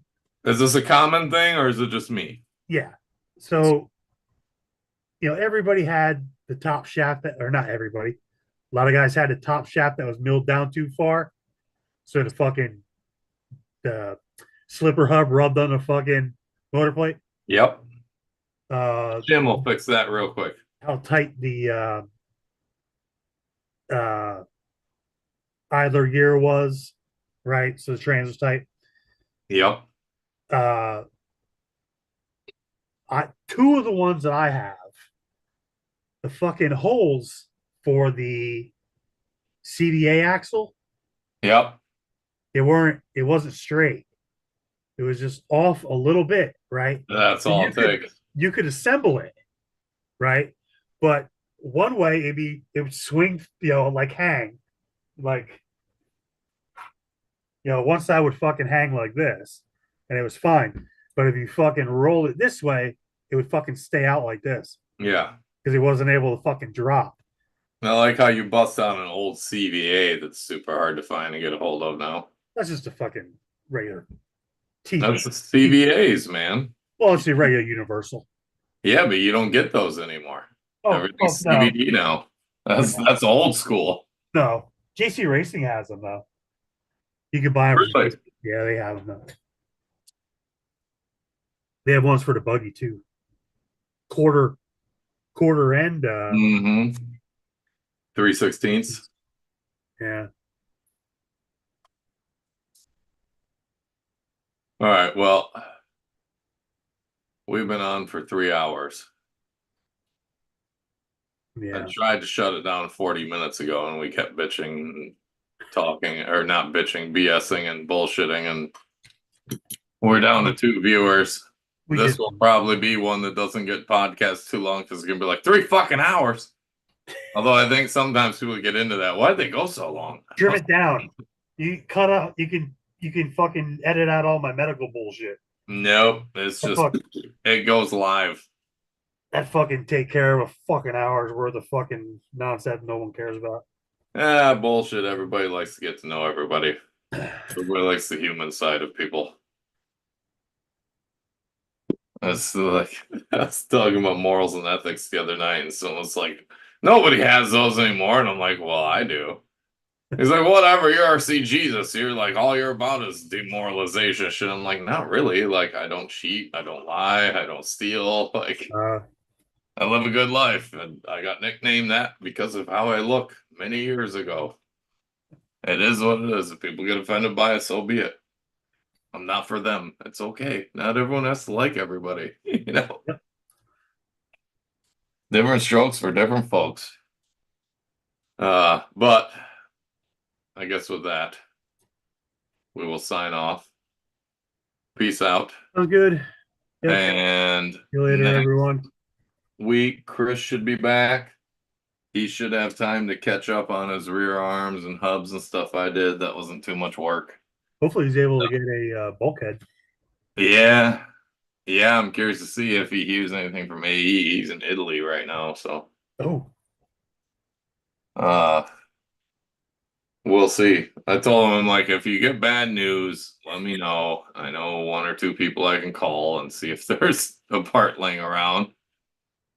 yeah. I haven't. I kind of kept an eye out, or kind of when cruising eBay. I was kind of looking around to see if I saw any, in case he wasn't able to Mm-hmm. get one from Associated. But I'm sure they're not that old. Yeah, but how many spare parts do they have just laying around? You never know. Especially when they said there weren't going to be any spare parts. Yeah, And then, like, I was annoyed because I was told these are not going to be limited. We're going to produce them all through 2024. We yeah, could make 10,000 for all we know. And then they did 2 runs. I'm guessing they only did several thousand at most. And oh, they're done. And I'm like, the fuck? Now I look like a jerk off for telling all these people, don't worry about it. You'll be able to buy one all year long. yeah. You don't have to be first in. I wonder what the you know. I think I I think could. the molds got used for the 40th. Oh, I'm sure they did, but I also think some of these guys are their own worst enemies when it comes to complaining about shit Mm-hmm. in fucking groups that Mm-hmm. have the manufacturers in them. Yeah, people don't realize how many people at these companies read this shit. Yeah. They, So they won't comment. They yeah, won't like it. They won't sad face it. They won't anything. They just pay attention. And all you're going to do is make it so that they don't do this kind of shit anymore yep, because they don't want to deal with the bullshit. yep. So guys want to keep running their fucking mouths all the time over, okay, Trivial shit. yeah, it's I mean, breaking the screws off in the bulkhead is a big fucking deal. yeah, because there's been multiple of Uh-huh. that. But, like, if it's a common problem and people are like, oh, fuck, damn it, I screwed up versus fuck associated, this thing is garbage. If you're like, damn it, I screwed up, and they see 80 people say that, they might produce 500 of them, Yeah, people with those issues. But when everyone's like, fuck associate, I'm never buying another one of their kits again, they've gone to hell, fuck this company. Well, you think they're going to back you up after that? yeah, People forget that, man. yep, I deal within the shop, and I do the same thing when I have an issue. When I have an issue, I call them very nice and polite at first, yeah, and as long as I'm getting taken care of, great. But and it's the same in the shop. Someone comes in, hey, I just bought this and the ESC fried the second day. How do we remedy this? Oh, I got you. But if they come in, they're like, you sold me this fucking piece of shit. I drove it for 30 minutes and it's fuck, blah, blah, blah, blah. And I'm like, all right, let me see what I can do to get you taken care of. Oh, you better fucking take care of it right now, blah. Like, I'm the kind of guy who's like, dude, I'll stick the fucking dog and my gun on you. And you'll be banned from the store. I don't give a fuck. Attitude is everything. that's why I Associated don't. I got nothing to do with Associated, right? They don't fucking Me pay neither. me. I don't got there's no tie there. Yep. There's Love them and I know people there. That's it. but there's for me, I don't need to stick up for them, but it's more I don't I it gets too much to listen to constant fucking whining and complaining, and I don't want to. I try my best not to come off like a dick on Facebook and everything else. You do a good job about it. I come off as much more of a dick than you. So I'll do like the passive aggressive shit with the emotional support group. Like, that's how I look. Take the hint. This is what's Yeah. going on. You know, Stop being a little baby. Talk to the company. I I definitely do that like on the crawling side, right? Like a lot of people will talk shit about RC four-wheel drive. Uh-huh. But you know what? If you have a problem with one of their rigs or parts or anything, and you email them nicely instead of whining online, they'll let you keep the fucked up part and the chance that you can fix it. Send you a brand new one that they've checked to make sure is good, and then probably send you some extra free shit. Yeah. Like, oh, here's a light bar or something. But then the guys are like, oh, this is fucking garbage, blah, blah. I'm like, well, did you try emailing them? No. Yeah. Well, you're a fucking idiot. Yeah. If the company fucks you, like if you email them over legitimate warranty shit and they fuck you, go blast them. Yeah. No problem. But give them the fucking chance, you know? Give them the chance to fix the mistake. Yep. Most of them are more than happy to. What's that? Most of them are more than happy to. Yeah. If you email them nicely, hey, I got this and this part was wrong, or it was milled wrong, or it was built wrong, drilled wrong, whatever, or I'm missing screws or this or that. Oh, our bad. And they'll send you what you need plus shit. Yeah.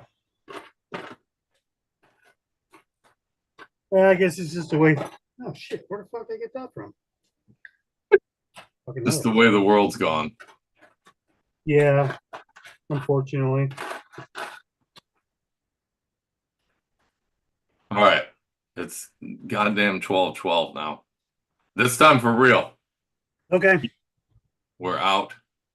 I hope everyone that was on enjoyed this and everyone that listens later enjoyed this. There was a lot of good shit on this one, in my opinion. I know with my group of watchers, there's not a lot of diehard racer guys, but everyone should like it.